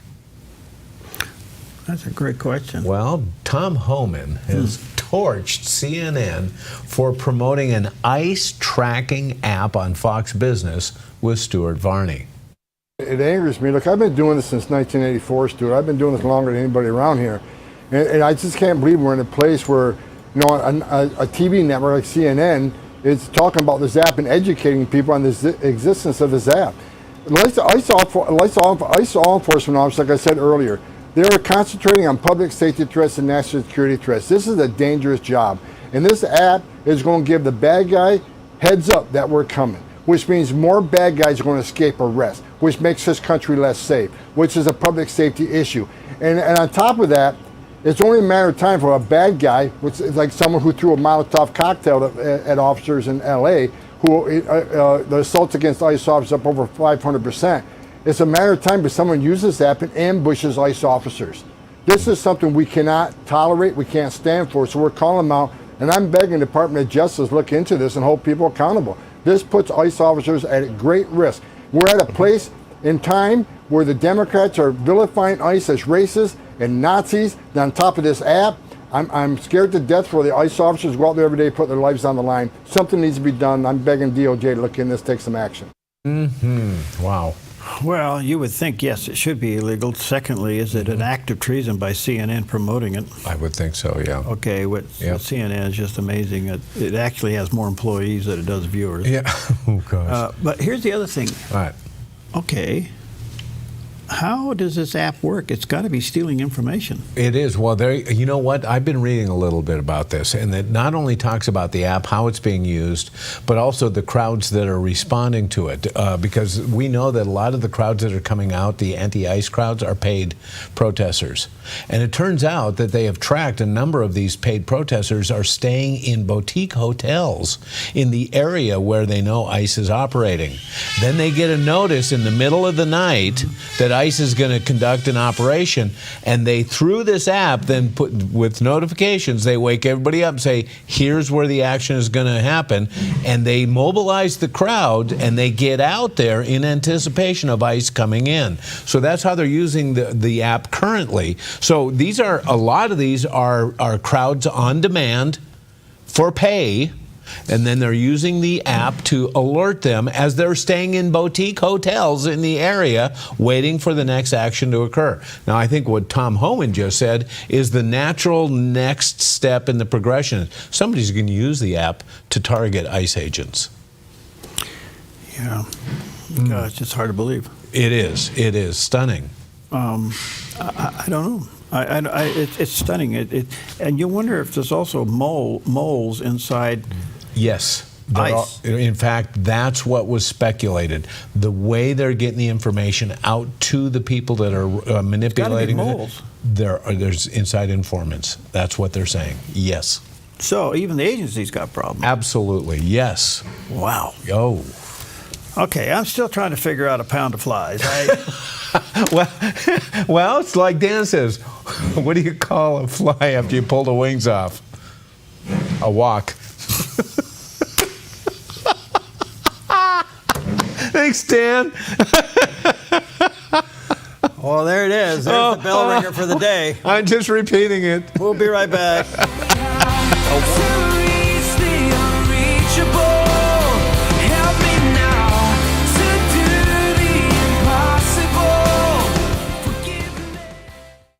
Your yard is where life happens, but it can be muddy and hard to maintain. Enjoy a maintenance-free artificial turf lawn all year round with Smart Lawn LLC. No mowing, no fertilizing, no watering. Our synthetic grass is beautiful and resilient. It's certified to be lead-free, and there's no need for pesticides. Safe for your children and pets. Smart Lawn LLC has all your artificial turf and putting green areas covered beautifully. 541-941-3538. Since 1987, Four Seasons Nursery has been the gold standard in the green industry here in Southern Oregon. Tim Elbert and his friendly staff continue to offer the best plants and most accurate knowledge to create your dream landscape. At Four Seasons Nursery on Crater Lake Avenue, you can let your imagination run wild with a huge selection of all things plant and gardening for both inside and outside beautification. Whether it's a flower for your window seal, one of our beautifully renowned signature hanging baskets, or a complete landscape design for your entire property, Four Seasons Nursery can help you every step of the way with design services, workshops, and more. Let your imagination run wild as you immerse yourself in their nursery filled with beauty that knows no bounds. Four Seasons Nursery, 5736 Crater Lake Avenue, 5736 Crater Lake Avenue, 1/2 mile north of Vilas Road, 541-779-5603, 541-779-5603. Our goal at the Dove is to glorify God and help our audience connect more closely with Him. Something else we do here at the Dove is help connect our audience with reliable businesses and vice versa. Some call it advertising. Here at the Dove, we call it outreach. Connecting businesses with people they can help and our audience with reliable businesses for the help they need. If you'd like to reach out to our audience with your business or service, give us a call, 541-776-5368.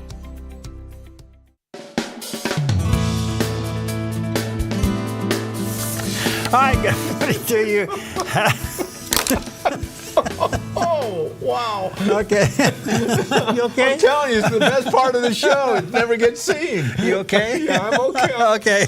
I'm holding my breath. All right, sorry about that. Okay. A little behind the scenes there. Good morning to you. Happy Wednesday. All right, let's check in with CBN Newswatch. This is CBN Newswatch. Thank you so much for joining us for CBN Newswatch. I'm Ephraim Graham. Today is Wednesday, July 2nd. I'm going to begin this half hour with news from the Middle East, where there could soon be a pause in the fighting between Israel and Hamas. President Donald Trump says Israel has agreed to the necessary conditions for a ceasefire, and Hamas may be open to it, but serious roadblocks remain. George Thomas has more in our top story. With Prime Minister Netanyahu heading to the White House on Monday, President Trump took to Truth Social, posting that Israel has signed off on the terms for a 60-day ceasefire with Hamas. Well, he wants to. I can tell you he wants to, and I think we'll have it. I think we'll have a deal next week. That's what I think. Trump says he'll press Netanyahu to wrap up the war and warned Hamas to take the deal, or, in his words, it will only get worse. Inside Gaza, word of a possible ceasefire brought hope and some cautious relief. This is a dream for us, for the people of Gaza. This is a dream because, frankly, we are tired. The word tired has great concern beyond it that only the people of Gaza know. We are exhausted. We are tired. We hope to God that the war will end. This is a dream. The Israeli military says it's taken control of about 75% of the Gaza Strip, claiming it's already defeated 3 of Hamas's 5 brigades, with the last 2 surrounded. The Prime Minister is working to end the campaign in Gaza through the release of the hostages and the defeat of Hamas as soon as possible. Hamas suggested it was open to a ceasefire agreement with Israel but stopped short of accepting it, insisting on its long-standing position that any deal would end the war. Previous ceasefire talks have fallen apart mostly over what comes next. Israel wants the option to restart fighting if needed. Hamas is pushing for a permanent ceasefire, full Israeli withdrawal, and the release of Palestinian prisoners. Israel's position hasn't changed. They say the war only ends if Hamas surrenders, disarms, and leaves Gaza. And while talks continue, the fighting hasn't stopped. The IDF says it intercepted missiles from both Gaza and Yemen Tuesday night. Sirens rang out in Jerusalem and other cities, but no damage or injuries were reported. After that, U.S. Ambassador to Israel Mike Huckabee posted on X, writing, "We thought we were done with missiles coming to Israel, But Houthis just lit one up. Maybe those B-2 bombers need to visit Yemen. George Thomas, CBN News. Many have been talking about the possibility of Saudi Arabia joining the Abraham Accords. CBN News Middle East correspondent Julie Stahl takes a look at that alliance in light of the war which began October 7th back in 2023. When Hamas attacked Israel 19 months ago, no one knew how Arab nations would react. I think a lot of people thought that after October 7th, it would be the beginning of the end of the Abraham Accords. And in fact, it's been the opposite. Fleur Hassan Nahum is the Israeli Foreign Ministry's special envoy for trade and innovation. About a month after October 7th, the Arab League met, and they wanted to pass 3 boycotts against Israel and 1 against the United States. And it was the countries of the Abraham Accords that, in fact, vetoed the boycotts that the Arab League wanted to pass on Israel. When Iran launched some 300 missiles at Israel in April last year, the UAE, Saudi Arabia, and Jordan all joined with the U.S. to defend Israel from the onslaught. But what's really interesting about that is not that they helped, is that they admitted that they helped. Because in the Gulf, it's, rhetoric and reality can be two different things. But the fact that they came out and they said, yeah, we were helping Israel, we were on the side of Israel, that's momentous. That's progress. When Iran launched a second attack a few months later, the Gulf states once again came alongside Israel with intelligence assistance, access to airspace, and other help. So I think it's very clear that the Middle East is split into 2. The countries that want peace and prosperity, and the countries that want radicalism and jihad. And it's very clear where the UAE and even Saudi Arabia is, and it's very clear where the Islamic Republic of Iran is. Hassan Nahum said she can't predict what will happen with the negotiations between the U.S. and Iran. But all of this is pushing the countries of the region that want peace and prosperity and want to push out the Muslim Brotherhood and the Shia fundamentalists. The Abraham Accords are President Trump's legacy from his first term in office. Israel signed bilateral normalization agreements with the UAE and Bahrain in September 2020, paving the way for full diplomatic ties. It was the first agreement with an Arab state since the 1994 peace accords between Israel and Jordan. Later in 2020, Sudan and Morocco also joined the accords. Well, I tell you, it's amazing what's happening to the Middle East in a few months, and so and there's still some things to come. Yeah. Yes. So if they can negotiate a ceasefire and a peace deal, we'll see.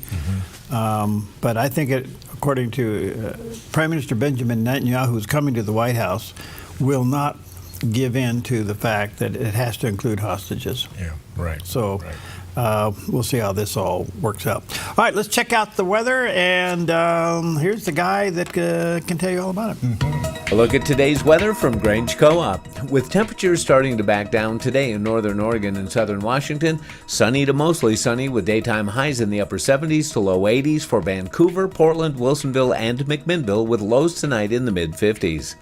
Continuing down the Willamette Valley, sunny with daytime high temperatures in the low 80s for Salem, Albany, and Corvallis, and mid-80s in Eugene, with a north wind 5 to 8 miles per hour this afternoon. In central Oregon, mostly sunny in upper 80s in Prineville, sunny in Bend and Sun River with highs in the mid-80s and a light northwest wind. Over in Boise, Idaho, sunny and hot with high temperatures near 99. Along the Oregon coast, gradual clearing with a high near 69 in Coos Bay, mostly sunny, breezy, and low to mid-60s for Port Orford and Brookings, patchy fog, then sunny, breezy, and mid-60s in Crescent City. In southern Oregon, sunny for the Rogue Valley with daytime high temperatures in the upper 80s to low 90s for Grants Pass, Medford, and Ashland. In the Klamath Basin, sunny with a high near 89. Into Northern California, sunny with a high in the low 90s in Wairika. Sunny and hot as we move south with daytime highs near 103 in Redding, 100 in Chico, and near 95 in Sacramento with a southwest wind 5 to 9 miles per hour. In the Bay Area, becoming sunny with highs in the low 80s in Santa Rosa and upper 70s in Napa. Partly sunny and breezy in San Francisco with a high near 67. And today in San Jose, sunny with a high in the mid-80s. It's a snapshot of your Wednesday weather from Grange Co-op. There we go. So Gary's getting a root canal. No. Gary's getting a root canal. Thank anyway, you for stopping. All right. Okay, well, if you've never been there, I would highly recommend going and visiting, and you will know you are on hallowed ground. And it was on this day in history that the 24-hour honor guard is first posted at the Tomb of the Unknowns in Arlington National Cemetery. On July 2, 1937, a solemn tradition began at Arlington National Cemetery, one that would endure through storms, darkness, and even war. On that day, for the first time, the tomb of the unknown soldier was guarded around the clock. The United States Army posted a 24-hour honor guard symbolizing a nation's eternal promise that no American service member buried here, unknown but never forgotten, would ever stand alone. These sentinels, members of the elite 3rd U.S. Infantry Regiment, the Old Guard, march in perfect precision, 21 steps in each direction, pausing 21 seconds, reflecting the highest military honor, the 21-gun salute.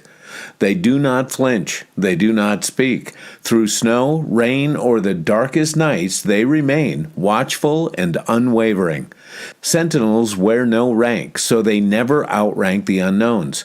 Every hour or every half hour in the summer, a changing of the guard ceremony takes place, continuing a sacred duty, performed with honor, discipline, and absolute precision.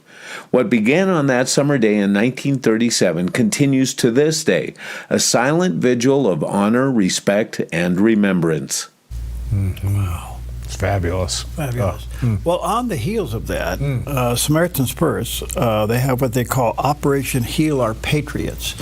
And this is an amazing outreach by Samaritan's Purse. It includes, and that season has now begun at their retreat center in Alaska. So let's get an update. We had some tough times at the end of last year, and things were really difficult.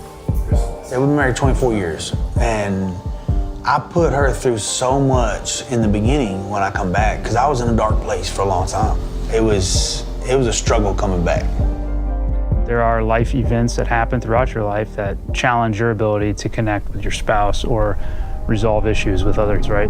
Before we came here, one of the things that we both struggled with was communicating and feeling very alone. Being here and experiencing the counseling and working together, it makes you feel like you're not alone. Yeah, and just being here with other military families is extremely helpful. It's been 8 years since I separated. That bond is just as strong as it was when I was still on active duty. They allowed us to be vulnerable and put the issues on the table and not judge. We were grateful for that. Yeah.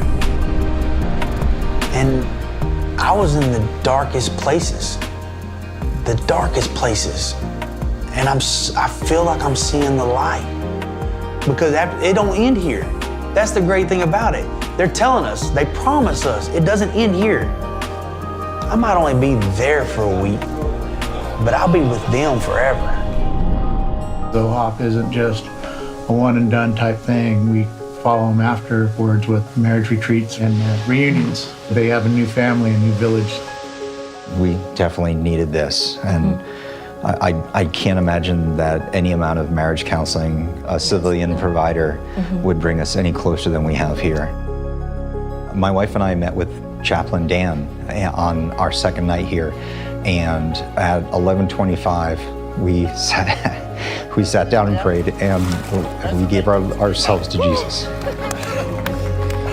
I feel like I've never met a more genuine, caring group of people than the people that have been here for us this week. There's miracles working in this place. Being able to let that go felt like all this weight just came off my shoulders. Thank you just doesn't seem like enough. Never felt so much acceptance and love and just held. I was hitting a wall, and of course y'all seen I was baptized this morning, I was saved yesterday. It meant everything to me, so thank y'all. Growing up, I always wondered what it'd be like to have a big family. Don't need to wonder anymore, because we have you all. What I'm gonna take away is just knowing that God never left me. just knowing that he's been with us this whole time. I have to tell you, I've been there. And when I'm really old, I'd like to go work there. Oh, yeah. It is an amazing place, and thanks to Franklin Graham, who had the vision to do this. But that camp season has started now, and every week, right on through the summer until things really get cold up there, they'll be running these camps. Speaking of cold, those guys were getting baptized in some water that looked pretty cold. I got to tell you, that you step in that water and you just start shaking. They didn't look like it though, man. They were on fire. But if you could kind of figure this out, they have a term up there that I don't think they say it publicly. Okay. It freezes the hell out of you. Yes. So it's kind of an oxymoron, you know, but it works. You go down and you're coming up and you're clean and it's gone. And the fire is out. Yeah. Oh, good. Good stuff. All right, we'll take a quick break. We'll be right back. It's not the end. No, this is where love's work begins. I'm making all things new, and I will make a miracle of you. When you see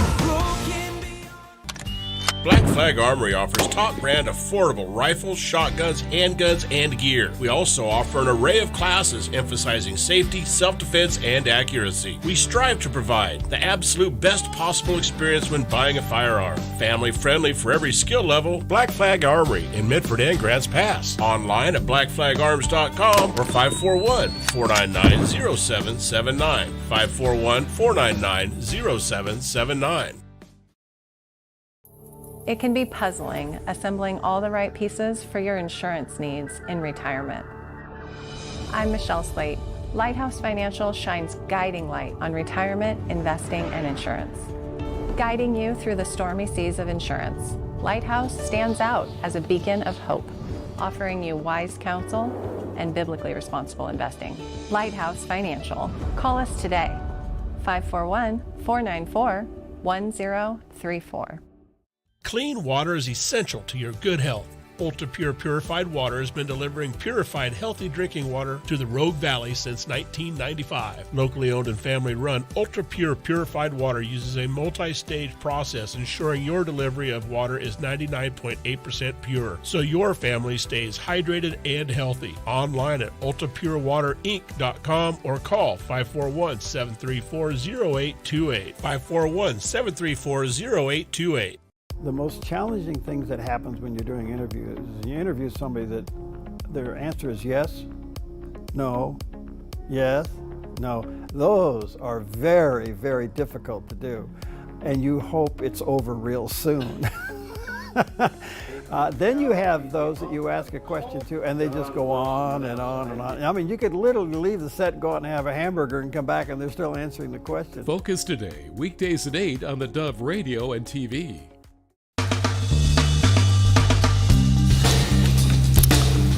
Welcome back, 12 minutes before the hour. This is a little bit of a rhetorical question. Okay. Do you think the evangelicals in this country now are totally checked out of politics?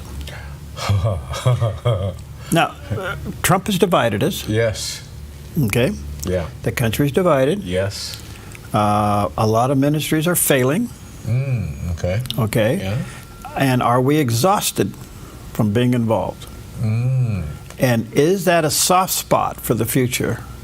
Wow, what a question. Okay, so Ralph Reed and I go way back. We did some things together when I was chairman and stuff like that. He's a great guy. And he's the chairman of what they call Faith and Freedom Coalition. And he talks about keeping Christians involved, at least for voting. Here's what he had to say. If you can believe it, just to give you a feel for how much American politics has changed, in 2000, when I worked for George W. Bush, there were 18 battleground states. 18.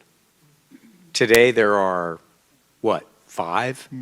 6, really? Just tells you how much the country's changed. So we were building evangelical voter files in every one of those states. And we were doing it by going to churches and collecting membership directories manually key punching those membership directories, and then bumping those files up against the voter file. So if they were unregistered, we'd give that data back to the church and say, these are your unregistered members. We want to help you get them registered. And if they were registered, then we did flights of mail and phones. We weren't even doing digital yet. You know, we thought the internet was email. That's how much things have changed. Fast forward to 2024. Okay, so this is a quarter of a century later.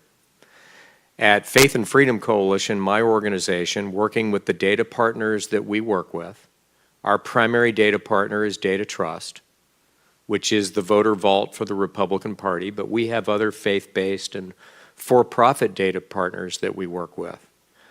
The total size of our evangelical, pre-qualified, modeled social conservative voters in the United States is 45 million. 45 million on the file, with probably, by the way, another 12 to 15 million that aren't on the file because they're not registered to vote. In 2000, that file nationwide was 8 million. Today it's 45 million. Wow.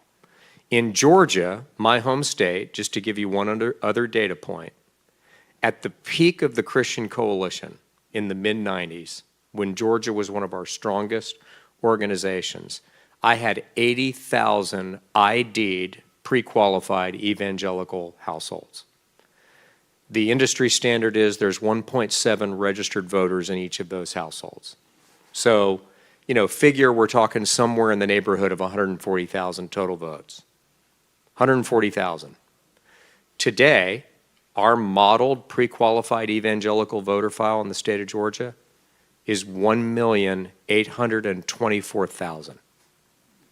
So we have the ability, through the technological innovations that we're living in, to identify and turn out the largest number of Christian, Bible-believing, born-again Christian voters, literally in the history of our country.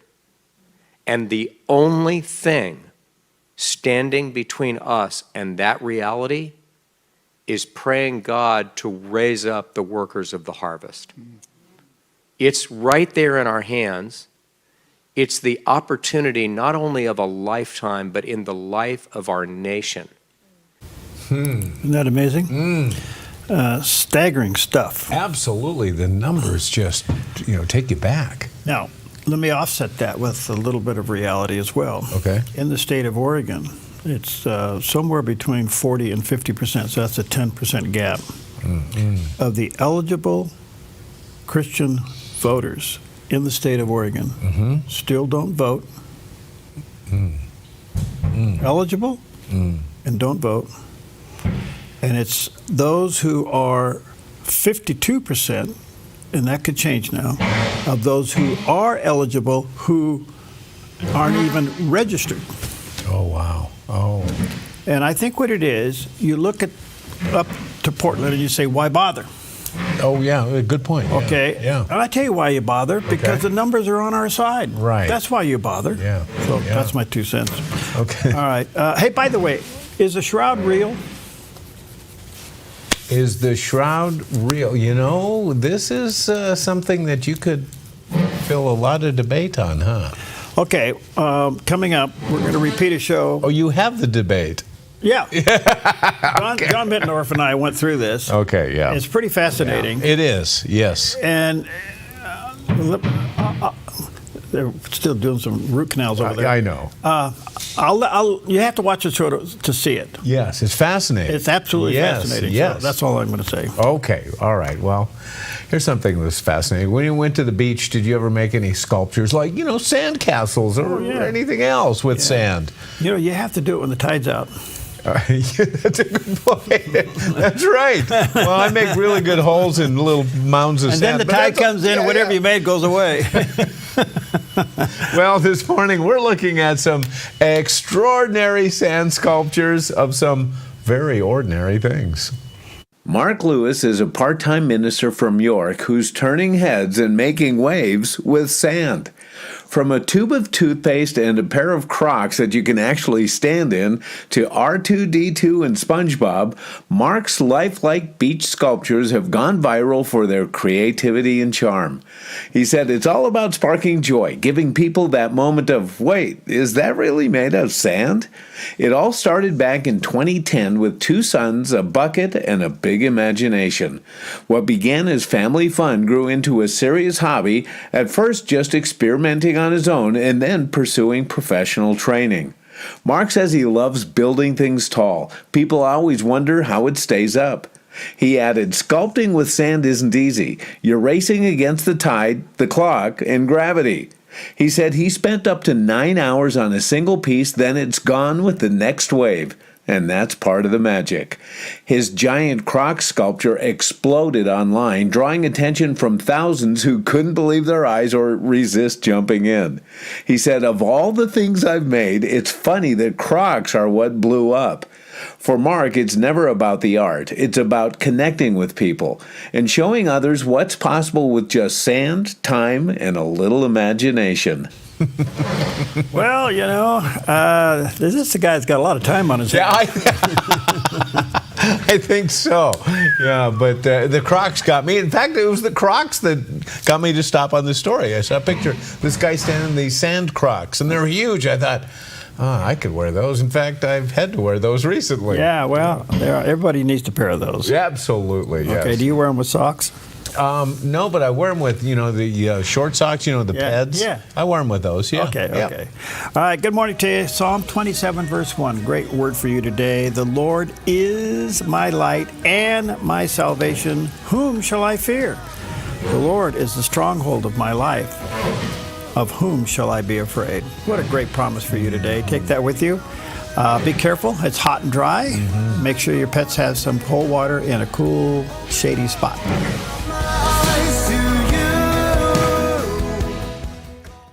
The Dove has an unexpected expense. Our video switcher must be replaced. It's an important device and will cost $47,500. Will you prayerfully consider helping with this expense? Thank you for partnering with the Dove.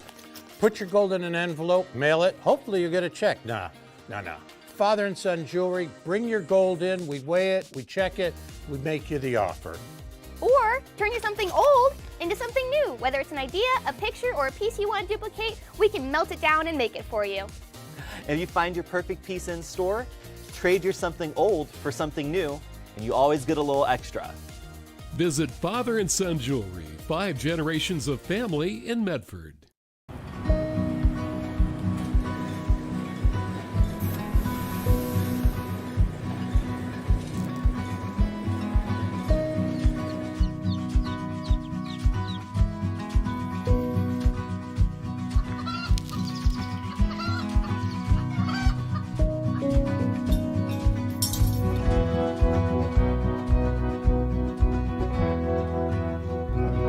Co-op, where big ideas grow.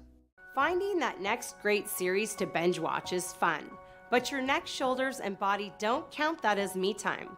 Hi, I'm Tamara Miller, owner of Organic Element Spa, and I invite you to put down the remote, get off the couch, and schedule yourself some real me or we time with your favorite service, like one of our many massages, couples massages, or facials. Your health, safety, and comfort are always top priority with us at Organic Element Spa. We can't wait to see you. Book your appointment today.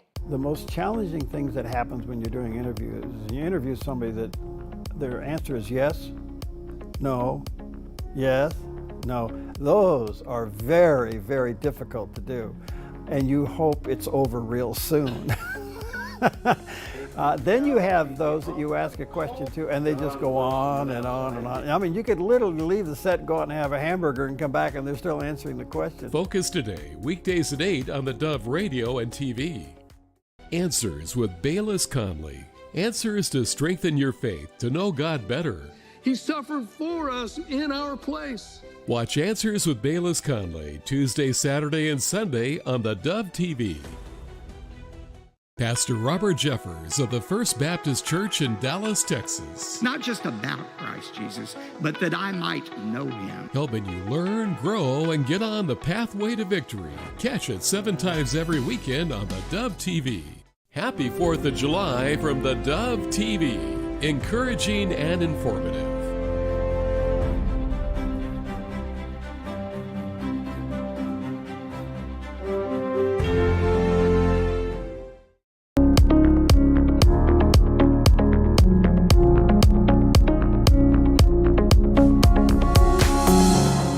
Okay, here we go. Good morning. Happy Friday. Welcome to Focus Today, and always a delight to have John Middendorf. He is, he's a researcher.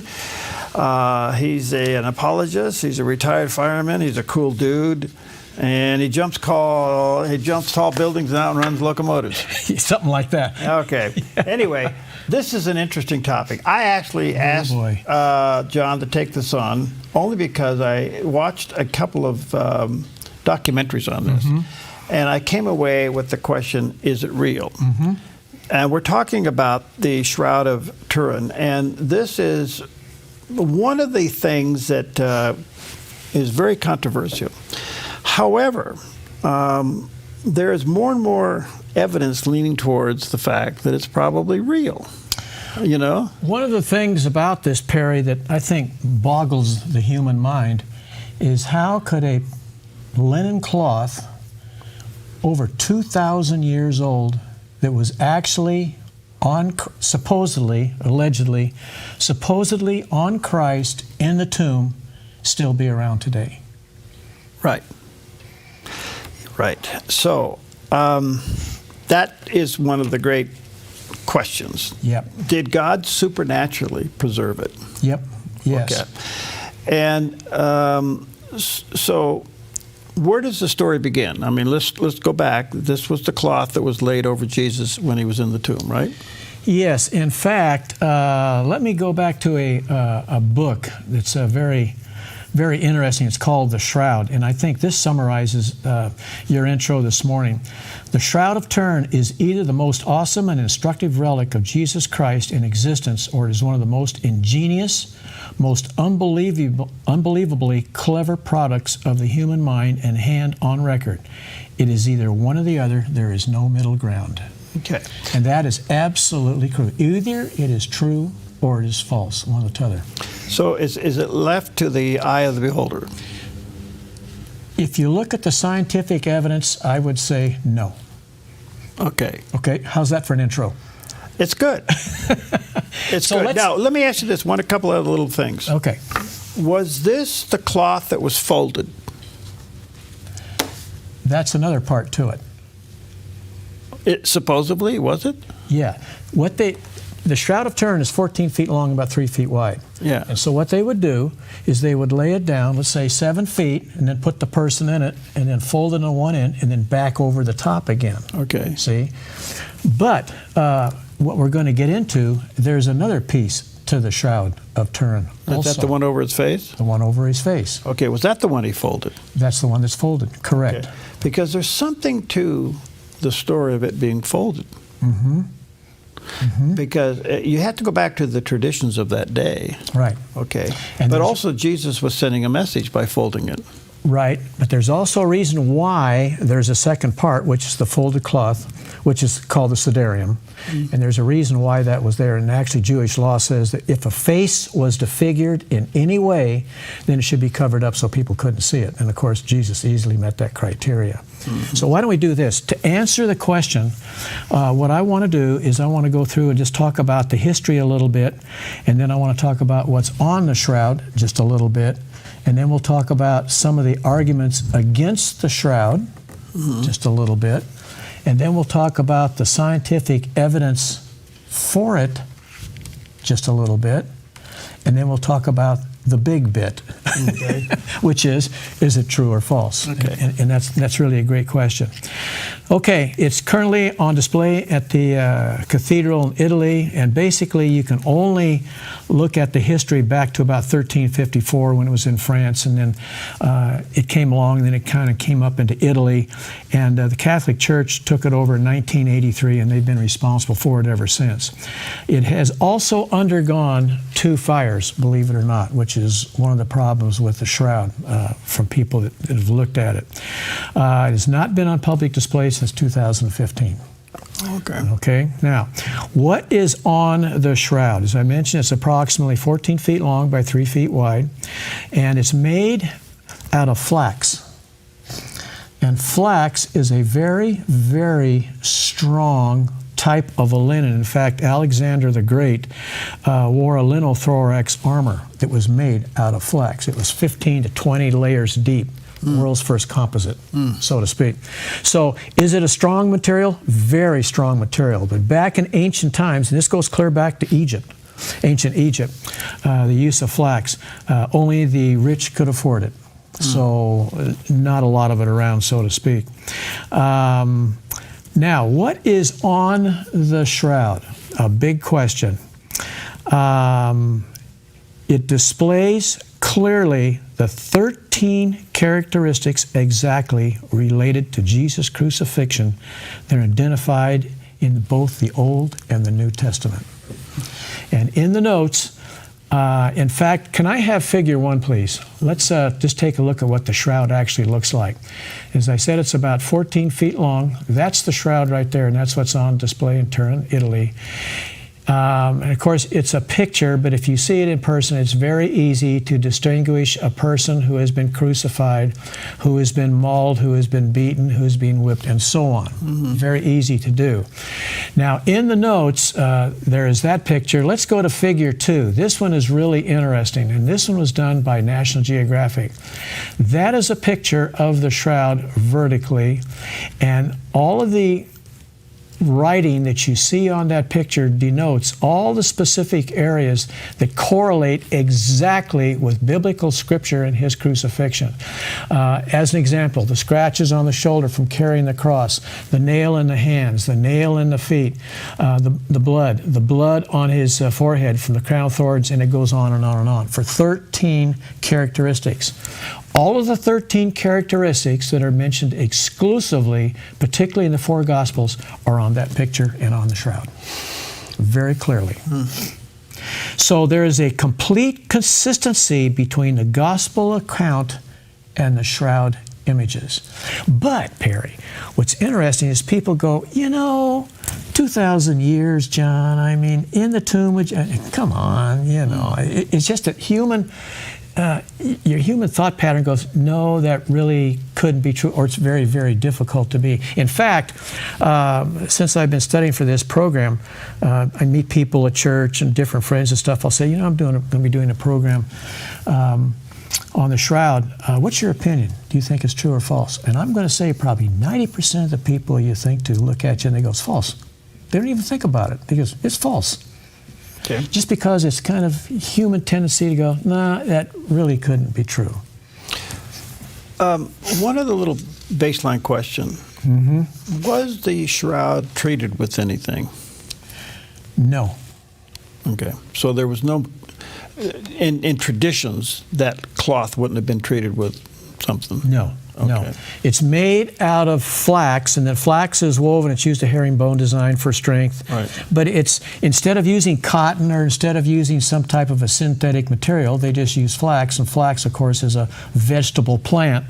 But it's also a very, as I mentioned, a very, very strong material as a result thereof. So when you look at it from just that aspect, and I want to get into next some of the thought patterns that are against the shroud, and there's some good ones, that is it strong enough really to survive a long time? Yes, it is. Although it has been through 2 fires, and part of it, some very along the edges of the shroud have been burned and been repaired with cotton.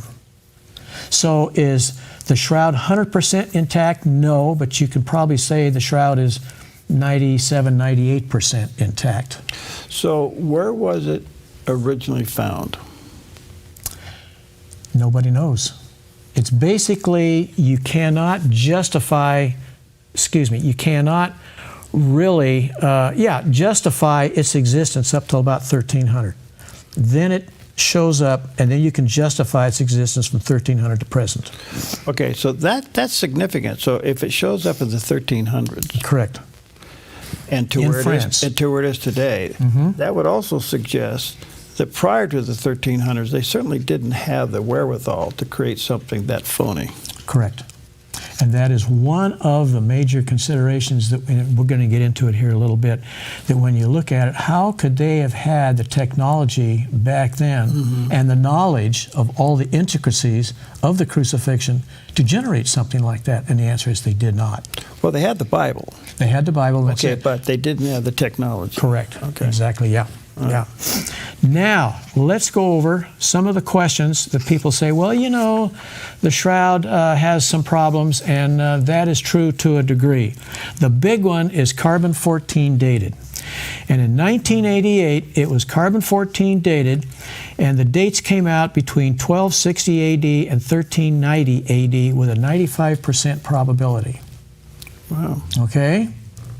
Now, we've done programs before on radiometric dating and carbon-14, right? Right. Not very accurate. But out of that, people are saying, and this is a common complaint against the shroud, well, you know, carbon-14 dated it as only 700 years old instead of 2,000 years old, so therefore it's false. If the carbon-14 was correct, that would be true. But the carbon-14 dating was not correct. Because now the Los Alamos National Laboratory in New Mexico has discovered that what was carbon-14 dated was one of the cotton pieces that was used to repair the shroud, not the original flax. Bingo. Oops. Minor details. So okay. What you have done with that, thank you, Los Alamos, for that. But what you have done with that is you have taken away the major complaint against the shroud from a scientific perspective. Carbon-14 is not realistic. Okay? Okay. Now, here's just by the way, excuse me, John, by the way, because of the previous shows you and I have done on that very issue, you're hearing less and less carbon-14 references these days. Right, right. It's just not there. It's not there. It's too inaccurate. In fact, there's other dating methods now that are superior to that one, which by the way, they have used on the shroud. And the shroud has now been dated to the same time of Masada, approximately. Masada is about 60 AD, thereabouts, which is kind of the same time period, within the same time frame. Okay, so we have carbon-14 dating, which used to be a good argument against it, but a couple other ones that are common but don't really have any feet to it is, well, it's a painting. But the problem is they have not been able to discover any pigments, dyes on the cloth, and there's no brush strokes. Okay? But what they have discovered is the blood stains on the shroud are genuine human blood stains identified by spectrographic chemical analysis, and they've determined what the blood group is. Really? AB. AB. And AB is basically a rare blood type that is common to Middle Eastern men. Okay, I didn't know that. Okay, yeah. That's cool. It's interesting. You know, when something is true or false, it's true or false. Yeah. Particularly when science points towards true or false. Right. Okay, now, it's a photograph. People say, well, it's a photograph that's on there. Well, where did you get a photograph back in 600 AD, right? You know about. But a photograph, the U.S. Air Force Academy in 1975 discovered that the images on the shroud contain 3D information. Photographs do not contain 3D information. So it's not a photograph. So, okay, let's stop right there before we take a break. So we need to also insert here that the shroud has gone through how many scientific investigations? And I'm leading up to the, actually, let me back up. Because the shroud is dealing with technology through those time periods. The shroud is the most investigated artifact in human history. Okay. The big one, which we'll cover after the break, is called STIRP, which I'll explain. And it was 33 scientists from around the world got together for 5 days and studied the results of it for 3 years afterwards, and then they issued a report on it. Okay. We'll get to that after the break. Okay, let's do a break. Okay. In the meantime, we're going to go look for the Ark. We'll be right back.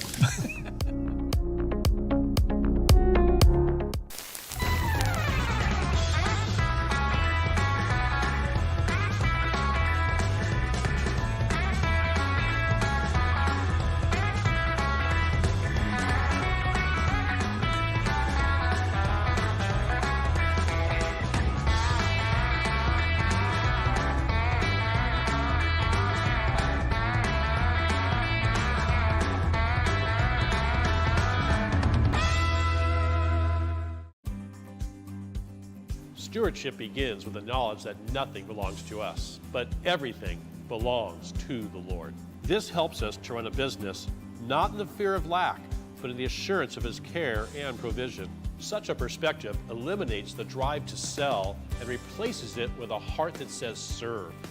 This begins with serving our clients and coworkers with integrity and genuine care. That's why McKelly's is automotive service with a heart for God, and treating others as we ourselves would want to be treated. Our promise is to never sell our clients anything we don't believe they need.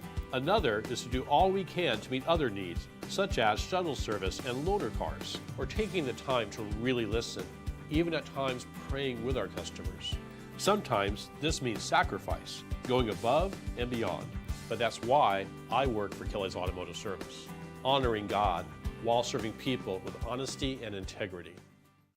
Does talking about sexual topics with your kids make you uncomfortable? A lot of times parents, what they don't know is the person to introduce these topics to kids first immediately becomes the expert in the kid's head. And so are we allowing Dr. Google, the school counselor, the health teacher, friends, older brothers, are they becoming the experts, or are you establishing I'm the expert?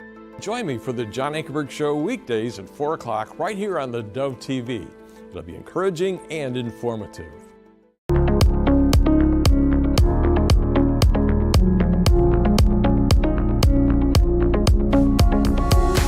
Okay, welcome back. And John Mittendorf today, and our topic is the shroud. I asked him to do this only because I watched a couple of documentaries and my head was being scratched. Let me say this, as typical as John does, he does a complete set of notes. I don't know how many pages you got in here, John. 23. You're amazing. Anyway, all of this has been highly documented, and you can go to creationtruth.info. That is the website. There's a picture of the landing page, creationtruth.info. And you can download these notes absolutely free, and any other notes that may be there, and just give John a little note about what you think of him. Yeah, but I've got your phone number on my website. Yeah, there we go. Anyway, we're talking about the shroud. It's absolutely fascinating. As you said, it's either true or it's not true. Right. And you're building a case on both sides. This is part of it. And so lead us down the road here, Coach. Okay, we're talking about the concerns. We talked about carbon-14 dating. We talked about it's not a painting. We talked about it's not a photograph. And the other two that are common, it's a natural chemical process. And it's not, because if it was a natural chemical process, the images on the shroud would be blurry. And on the shroud, they're not blurry. They're very, very distinct and very illustrative. So it's not that. They have also not been able to detect any foreign chemicals on it whatsoever. And then lastly, a scorch. A scorch is when a hot object emits a fluoresce and it actually burns something into, let's say, a cloth. And it doesn't appear to be that either. So when you look at, and I'm just summarizing, when you look at the scientific evidence against the shroud, there really isn't any other than the carbon-14, and they discovered that when it was originally carbon-14 dated in '88, that they dated one of the side pieces, which was cotton. It wasn't the shroud. So that is the evidence against it. Now, let's talk about the evidence for it, scientific, okay? In 1978, the Catholic Church, and the Catholic Church has owned the shroud. They're responsible for it since '83. Okay? They backed an investigation, it's Vatican approved, called the Shroud of Turin Research Project. It's called STIRP, S-T-U-R-P. It consisted of 33 scientists for 5 days, 24/7. They did everything they knew how to do using every technical piece of equipment they knew of. And then for 3 years after the investigation, they issued a report on what they found. Okay? Now, and basically what they're talking about is that, and I'll read this just to be accurate, how or what produced the image continues to be a mystery. We can conclude for now that the shroud image is that of a real human form of a scourged, crucified man. It's not the product of an artist. The bloodstains are composed of hemoglobin and also give a positive test for serum. The image is an ongoing mystery until further chemical studies are made, perhaps by this group of scientists or some scientists in the future. The problem remains unsolved. So basically, does it consist of exactly what the scriptures say? Yes, it does. And we can find no evidence of any foul play on the shroud. It is what it is. Okay. Okay? Now, I also came up with, if people are interested, and we're going to get to this after the next break, I want to show this. You know, when you do an investigation on this, you can't help but getting into the crucifixion. You know, what did Jesus have to go through? You know, what do you see on the shroud? And the gentleman that wrote this studied the shroud for 53 years, and he is a renowned forensic pathologist. He's a medical doctor. Out of that knowledge, he applied it to the cross and to the crucifixion.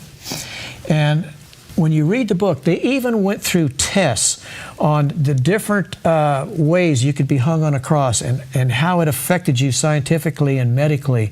And I mean, just everything you could think about the crucifixion. You cannot read that book without coming away with a whole new appreciation of the crucifixion and what Christ went through when he was crucified. And by the way, the models you see of Christ hanging on the cross, even in churches, which is common, don't even come close to what's in that book.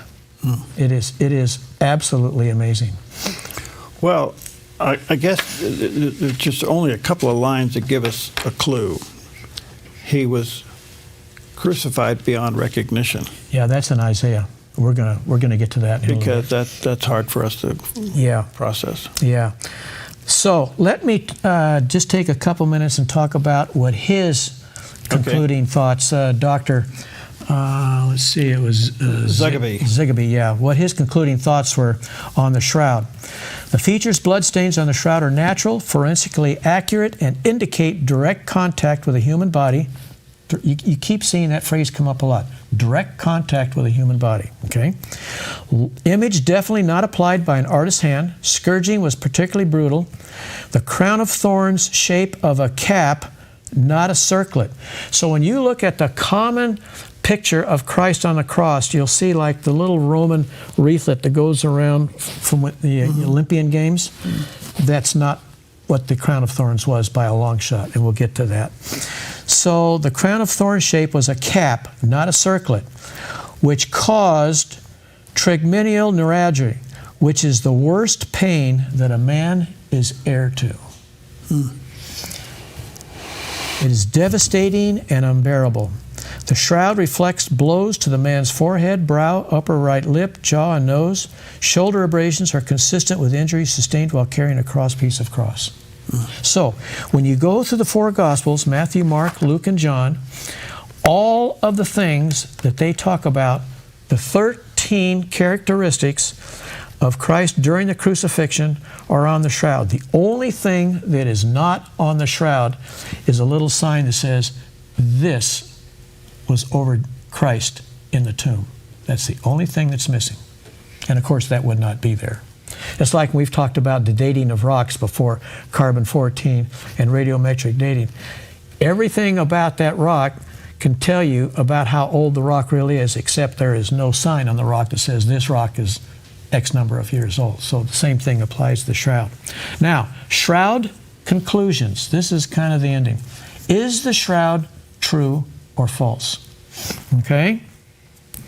An absence of irrefutable evidence or even a strong hypothesis of how the shroud could have been some type of forgery, including the alleged 1988 carbon dating result, is missing. There is no scientific evidence that the shroud is false. Okay? The scientific answer to the validity of the shroud from the STIRP project, and this was their comment, we can conclude for now that the shroud image is that of a real human form of a scourged, crucified man.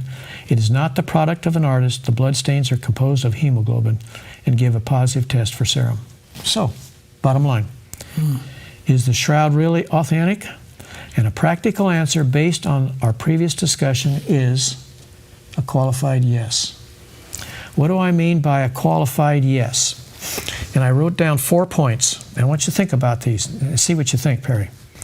First of all, there's a reasonable case for its authenticity, scientifically. And biblically. And biblically, okay. Number 2. There is an accurate duplication between the gospel accounts and what is seen on the shroud. There's 13 characteristics during the crucifixion. There's 13 characteristics on the shroud. Okay?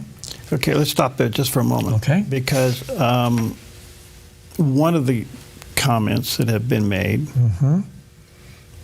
crucifixion, as bad as it is, was common. Correct, it was. But could this have been somebody else? No, because Christ was crucified in a manner far exceeding the common crucifixion. Okay. Far exceeding. Okay. Number 3. Absence of irrefutable evidence or even a strong hypothesis of how the shroud could have been some type of a forgery. Number 4. How this image came to be remains unknown and unexplained, except that it is inconsistent with any form of clever painting or other credible inauthenticity. Now, if we go back to the comment that you just made, could it have been somebody else? It's possible. But I think the comment that breaks the tie between anybody else and Christ is the fact, and particularly when you read the book and all that Christ went through and all the evidence for it, that he was crucified unlike any other. Part of that would have been the piercing of his side. Because I don't think that was common practice, was it? Correct, it was not. Just to make sure. Yeah. And then also, you had the Roman scourging. They took him past what the normal scourging was comprised of. Right. Then you had the crown of thorns, which was not common for crucifixion, but it was for Christ. Okay. Okay? All right. Good. Now, right before the break, why don't we cover just real quick the sudarium, which is the cloth that we've talked about a little bit. And let me read John 20, verses 6 through 7. This is the cloth that went over his face. This is the cloth that went over his face, and this verse will explain that. And so, this is John. And so Simon Peter also came following him and entered the tomb. And he saw the linen wrappings lying there, and the face cloth which had been on his head, not lying with the linen wrappings, but folded up in a place by itself. So there's 2 parts to it. Okay. I read, and I'm going to paraphrase this. Okay. Okay. But that is very significant, because when you look at the account of this story, why did the author mention that the face cloth was folded? Why was the folded? Tradition in those days was when the king was eating, when he left his napkin just sitting at the table, he wasn't done eating. Right. But when he was done, because the servants would come and take it away. But if the napkin was folded, he was done. He was finished. It was finished. And that would have been very recognizable in those days, that Christ was sending a message, it is finished. What's the last thing he said on the cross? It is finished. It is finished. Exactly right. Yeah. Let me read that last part of the verse again, because it's very specific. It's not general. And the face cloth which had been on his head, not lined with the linen wrapping, so they were separate. Separate. Okay. But folded up in a place by itself. And there you go. It is finished. It is finished, yeah. All right. Yeah. Now, so when we talk about the Sidarium, you're going, well, okay, John, so you talked about a good perspective on the shroud, why the science says that it's true. Are you now going to tell me the Sidarium is true also? Are you ready? Here we go. Good, John, I'm not. It was used before a dead body was taken down from the cross and then discarded. Jewish tradition demands that if a face of a dead person was disfigured, Christ met that qualification, should be covered with a cloth to avoid people seeing this unpleasant sight. The cloth is about 33 by 21 inches. But when you go down the things that are on the cloth and you don't really have an image on the cloth, basically what you have are blood stains. Right. Okay? And I'll just go over this real quick.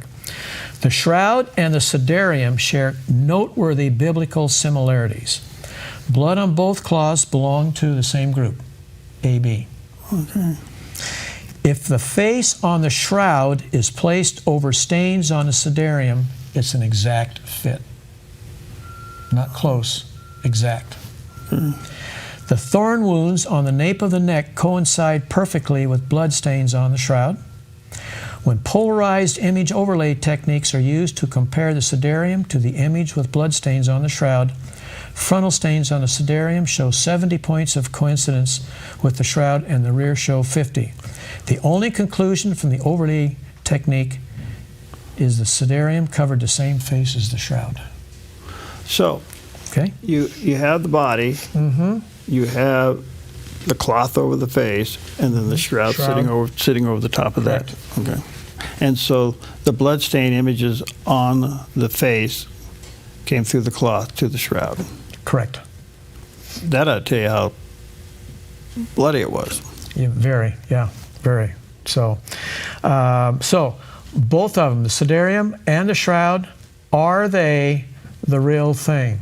Scientifically speaking, unless there is another, I'm going to say certified scientific test, the answer today, 2025, scientifically the answer is yes. Well, I guess, let me take a break. We got a lot of questions here. By the way, if you want a copy of these notes, we'd be glad to send them to you, and we make them available. All you have to do is go to creationtruth.info on your computer, and that website will pop up, and you can go over to the notes, and you can download the file.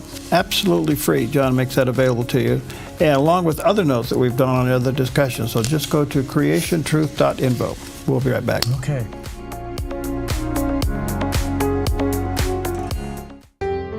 Come fall in love with Northridge Senior Living, where contemporary sunlit interiors meet old world elegance. Walk through our lovely hallways and enjoy the fun staff-led activities. Forge lasting friendships with other residents and our exceptional caregivers. Dine in style. Gather near the fireplace under breathtaking chandeliers. Our reasonably priced apartments are spacious with private balconies. Northridge is Christian-owned and operated, pet-friendly, and only 2 blocks from Asante Rogue Regional Medical Center. On-site 24/7 in-home care is available. We also offer senior adult daycare where your loved one can spend the day with us and the evenings with you. Northridge Senior Living, your home. 30 seconds or less. That's the length of a soundbite in a typical news story. If you're lucky, you can't really learn much in 30 seconds. It takes time to ask questions, learn, and explore the facts to really understand. Focus Today on the Dove TV and Radio does just that. We give you an hour covering several issues and newsmakers in depth. So don't settle for quick sound bites. Get to the heart of a story and understand better. Focus Today, weekdays on the Dove TV and Radio. God's eternal power and divine nature are seen in creation. But in a world blinded by darkness, the Life Outdoors is here to pull back the veil. The mountains don't lie. Truth leads to Jesus. Wake the wild within. tackling the tough issues facing America and our nation's freedom. That's Sekolo on the Dove TV, a bold half hour taking you inside the battle of constitutional and political freedom. Be in the know with Sekolo on the Dove TV.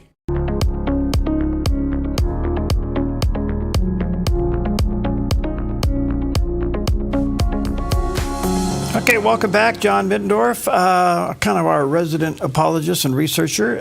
We're doing an amazing coverage of the Shroud of Turin, and if you've never followed this, let me invite you to check it out. All of these notes and research that John has done, he's made available, and you can go to creationtruth.info and download 24 pages of notes and pictures, and it's pretty fascinating. The shroud is a constant subject of discussion. Is it true? Is it the real one? Is this the burial cloth of Christ? And he's building the case here. So it's now owned by the Catholic Church. It's not. You can't even view it now, can you? No, cannot. They took it out of circulation. Yeah, it hasn't been for public viewing since 2015. Okay. I don't know what the reason is for that. Too fragile. Too fragile. Yeah. So it's very brittle, I guess. Mm-hmm. Okay. Yeah, it should be. It should be a couple thousand years old. Yeah. All right. Where are we here? Okay. In going into this program, you cannot go into the program then without getting into the crucifixion. Oh, yeah. To really understand what Christ went through and why some of the things that Christ went through are on the shroud, or why things on the shroud point back to what Christ went through. And so the one major thing that I was impressed with, Perry, when I went through this was the typical portrayal of Jesus hanging on a cross with his head lowered, with this little crown around his head, and really no blood. And can I have figure 3, which is just a typical illustration of Christ, and you can see he's hanging on the cross, okay. Then he has this little crown around the head, and a little bit of, you got to look close, a little bit of blood on the hands, of course the nails went through, and a little bit of blood in the feet, where the nails went through on the feet. Other than that, he looks good. That is not even close to what really happened. Well, I think what's left out of these pictures is the art, if I can use that term, of scourging. Scourging was a biggie, and the Romans took it even a couple notches higher than what they usually did. It was to beat you without killing you. Yes. Take you right up to the point of death. Yeah, okay. Yeah. And then you had to carry your cross to Golgotha, and then get nailed, and then up, and so on and so on. So let's go through in our remaining time and go through just some of the things which are in more detail in the notes. But let's start off with Gethsemane, because really that's where it started. And if you'll recall, as he was thinking about what was to come, and he knew what was to come, and he sweated drops of blood. Have you ever stopped to think about what it takes to do that? And what it takes to do that, in fact, in Mark 14, verse 34, he says, "My soul is exceedingly sorrowful unto death." And you'll remember that an angel came and ministered to him in the garden. But after that, he accepted his fate, and what that did is, when he did that, the blood vessels dilate to the point of exploding. And when they explode, the blood then goes into the, it's called hypovolemia, and it goes into your sweat glands, and then out comes blood instead of sweat. So that's where the phrase, "I sweat as drops of blood." So basically what he's doing is he's starting to go into a mild state of shock, depression, heart rate is going up, he's starting to become thirsty because he knows what's coming, and he finally accepts the fate. In fact, in the garden he says, "Father, not my will, but yours be done." You know, okay, I'm ready to go. So, and then, of course, then the soldiers take him, and they take him to Caiaphas' house. So, and that's just a quickie on that. Okay, then we have the Roman flagello, and of course, then he's taken across the Kidron Valley to the home of Caiaphas, the high priest. There he's interrogated and beaten, and then he's brought before the Sanhedrin. Okay? He's condemned to death for blasphemy. He's then taken to Pilate, and Pilate goes, "There's nothing wrong with Jesus," and he sends him back to Pilate, right? Okay. hoping to appease the chief priests, and of course they don't. And of course, then they have the chief priest, they have him scourged. And that is really, I think, taken away from our real understanding of what happened. Can I have figure 4, please? This is a typical Roman flagellum. It's called a flagrum, a scourging. And it's a handle, and then you'll have 3, maybe 4 leather bands that come off, and the items on the end are lead in this one. They could have used bone, they could have used bits of glass, just instruments that would bite into the flesh, and those are called dumbbells. When that whip was brought down on your back, they would also hit your back and then continue on. So basically, when he was scourged, we tend to think of the fact that he was scourged on his back only. Not true. The scourging covered his back, side, front, arms, legs, calves, and groin area. Because it flared out. It flared out. And then grab and come in. Correct. All right. And this is what it says in Isaiah 52:14.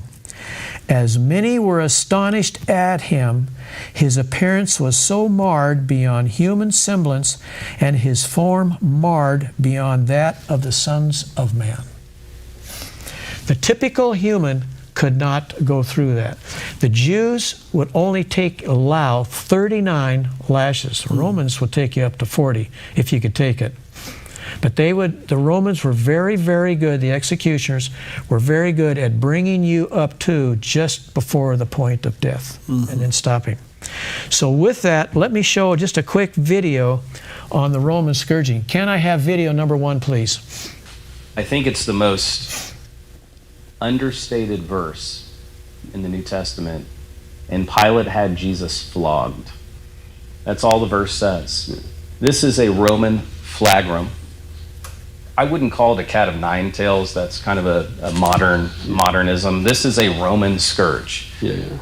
We know that the crucified man, a scholar has counted up the amount of wounds. This is going to blow your mind. 372 wounds, over 120 lashes. Each lash would leave 3 impressions. You see the lead barbells, the dumbbell-shaped bar, and you feel the weight of those. Yeah.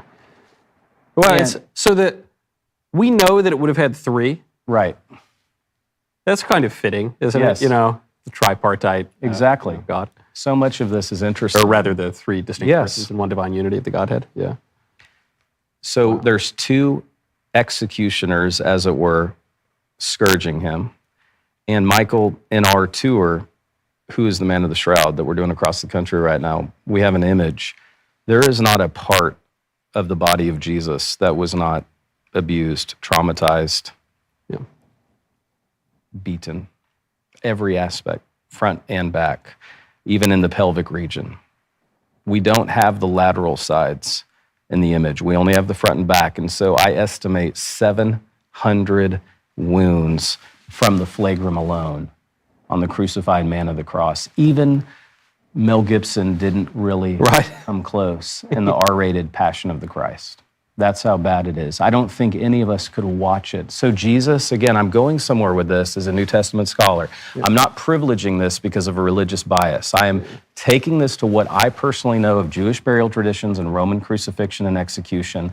No one was crucified the way Jesus was crucified. He's crucified in a particularly heinous, demonic way that makes him utterly unique as our Messiah who dies in our place. Wow. Yeah. And to go back and just overview that real quick, when the scourging happened, it tore your skin, your blood vessels, nerves, and muscles, and actually opened them up and visible. They also, this medical pathologist in this book, he says there's a very good case that by the time Jesus got to where he had to carry the cross to Golgotha, that one of his lungs had collapsed. And so you're asking for him to do something really beyond human comprehension that we don't really see. If I was to bring that picture back up again of Christ on a cross, that's just there's virtually no blood to it. Yeah, yeah.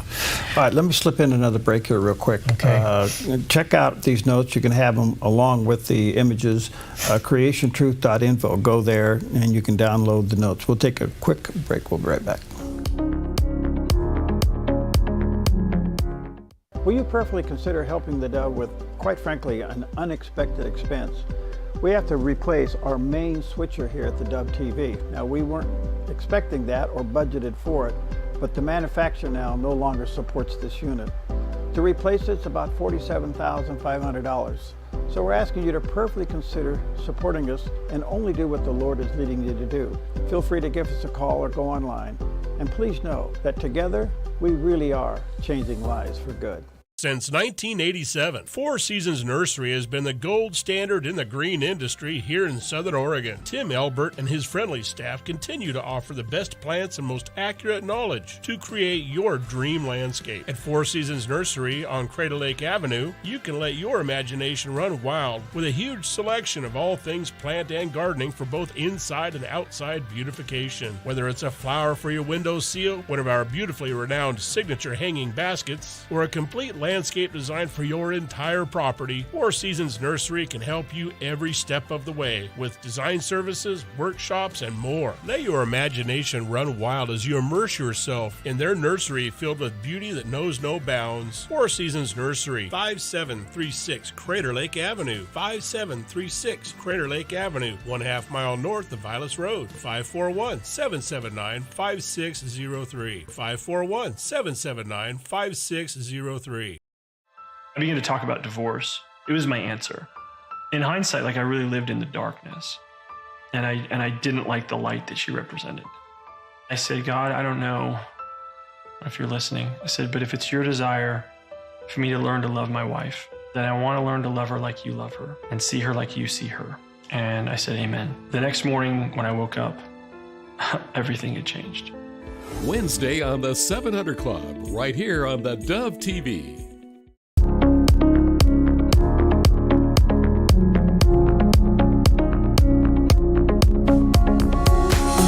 Okay, welcome back. John Mittendorf with us. We're talking about the Shroud of Turin and all of the controversy and yet conversation around it. He's done his homework on this, and these notes are available. And the only thing I can say is you need to go to creationtruth.info and download these notes. Fascinating. And in the notes, you'll have the images.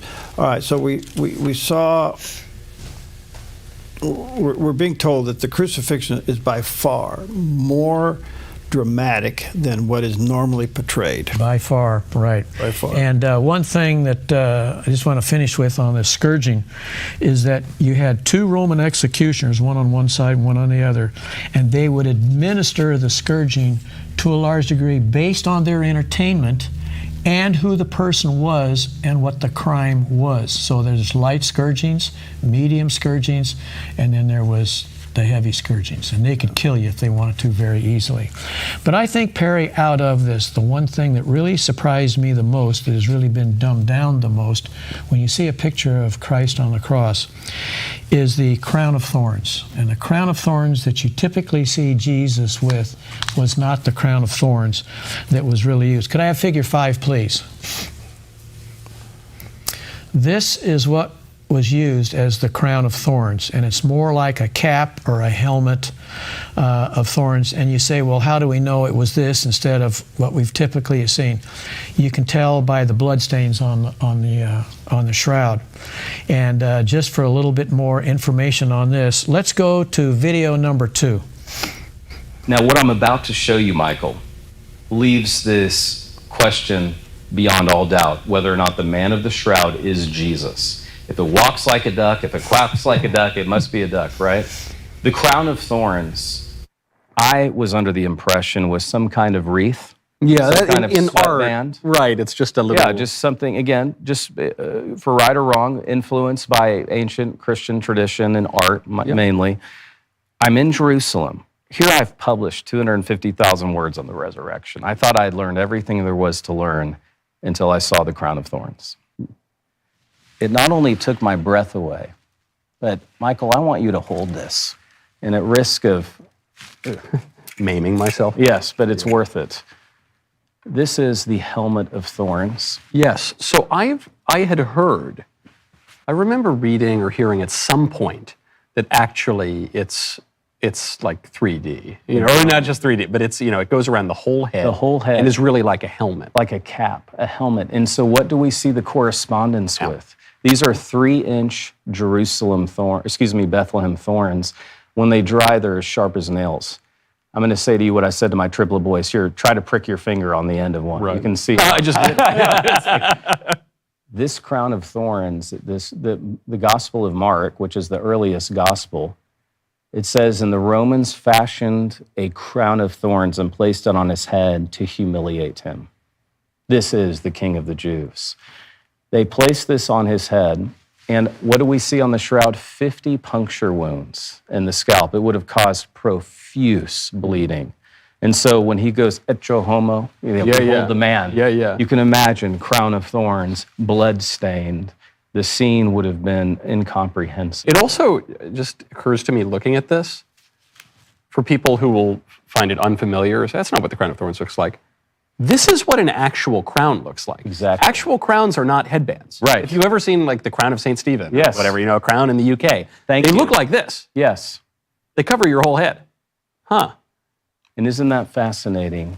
This is what leaves it beyond all doubt to me. Speaking from a historical scholar's perspective, it could not be anyone other than Jesus of Nazareth. My friend Bruno Barberis, who I will be with in just a few weeks in Turin, Italy, has assigned a probability to, is this anyone other than Jesus? And he's published his findings. Again, not a preacher, not a priest. He's a mathematician at University of Turin. The probability the man of the shroud, according to mathematician Bruno Barberis, is anyone other than Jesus is 1 in 200 billion.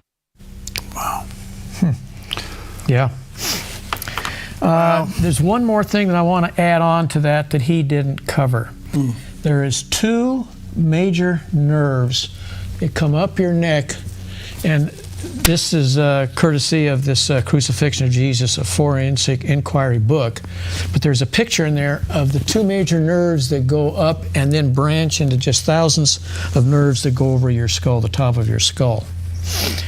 If you any pain inflicted on those nerves is unbelievable. This is a comment made in 1986 by the West Virginia University Newsletter. Trigeminal neuralgia, that's one of the nerves, is said to be the worst pain that man is heir to. So just when the soldiers, when he was being tortured before he was taken out to Golgotha, remember when they were striking him with the reeds, any movement of that crown of thorns would have impacted those 2 major nerves in the head. According to the West Virginia University, is said to be the worst pain that a man is heir to. And yet any picture you see, like, can we have picture number 3 again, please, just real quick? Do we have number 3? He'll get it for you. Yeah, and bring it up. There you go. Yeah. See, when you look at that, he just has this little wreath around the top, and that's it. That's not even close to what happened. So, okay, so the bottom line is that all of the 13 major points of Christ being crucified, as it's reported in the Gospels, appear on the shroud, including the headcloth. And there is no way of scientifically altering this. Correct. That they have discovered yet, and they've given it their best shot. I think the STURP back in 1978, when they had 33 scientists from around the world, and when you get into that investigation, there was some atheists, and there was some Catholics, and it was a wide range of people. They used all the best scientific instruments and knowledge available to them. They could not find anything about the shroud that would take it away from its authenticity. So that's why I say when we ask the question, is it false or is it real? I said it is real as a qualified yes, because unless something comes up in the future, some super duper scientific test that we're not aware of that says, hey, we can prove, and of course you have to be careful when science says we can prove, okay, that so far all of the scientific investigations are pointing towards the shroud as being realistic, and the Sidarium also. All right, so there's two other things I want to underscore here. The cloth itself, without the images on it, the cloth itself dates back to that era. Yes, it does. Okay. And there was nothing capable back then to create a false image. No, correct. I mean, you're talking ancient times. Right. Okay. Yeah, you're talking, well, roughly the time of Christ, you know. Yeah. So Yeah. I'm trying to make that clear because you get it up to where today, and there doesn't seem to be anything here to defute it. I mean, other than people just decide not to believe it, I guess. There's one question that we haven't covered yet, and typical of my approach to programming, I need to step out on thin ice a little bit. Okay, yeah, well, I'll give your home address, not mine. But I've got your phone number. Okay. Now, what caused the images on the shroud? That's another big question. Okay, can I guess? Go for it. Because we're running out of time. Yeah. Heat. Or some kind of radioactive.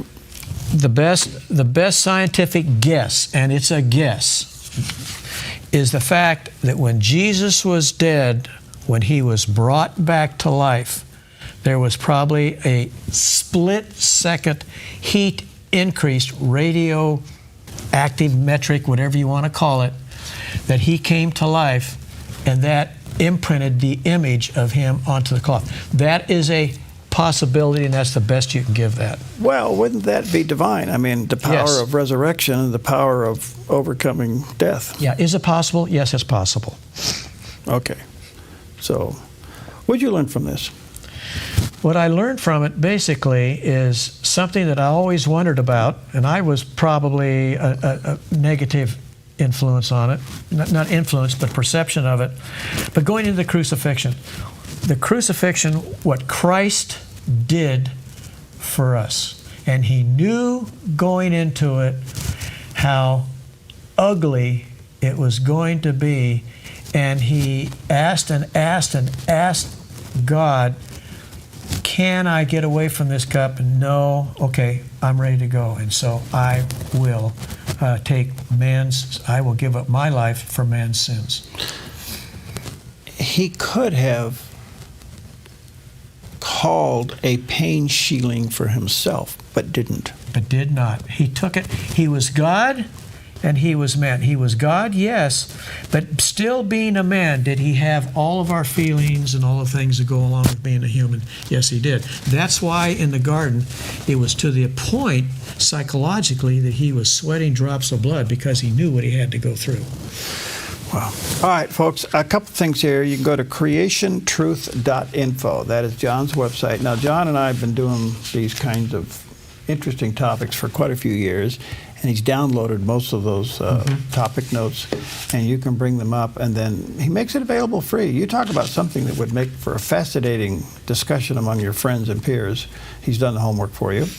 And you can go to creationtruth.info, there we go, and download it, creationtruth.info. John, thank you. This is absolutely fascinating. The book is called The Crucifixion of Christ, a Forensic Inquiry by Dr. Frederick Zugaby, if you want to check that out online as well. Thank you, brother. You bet. Good to see you. Wow.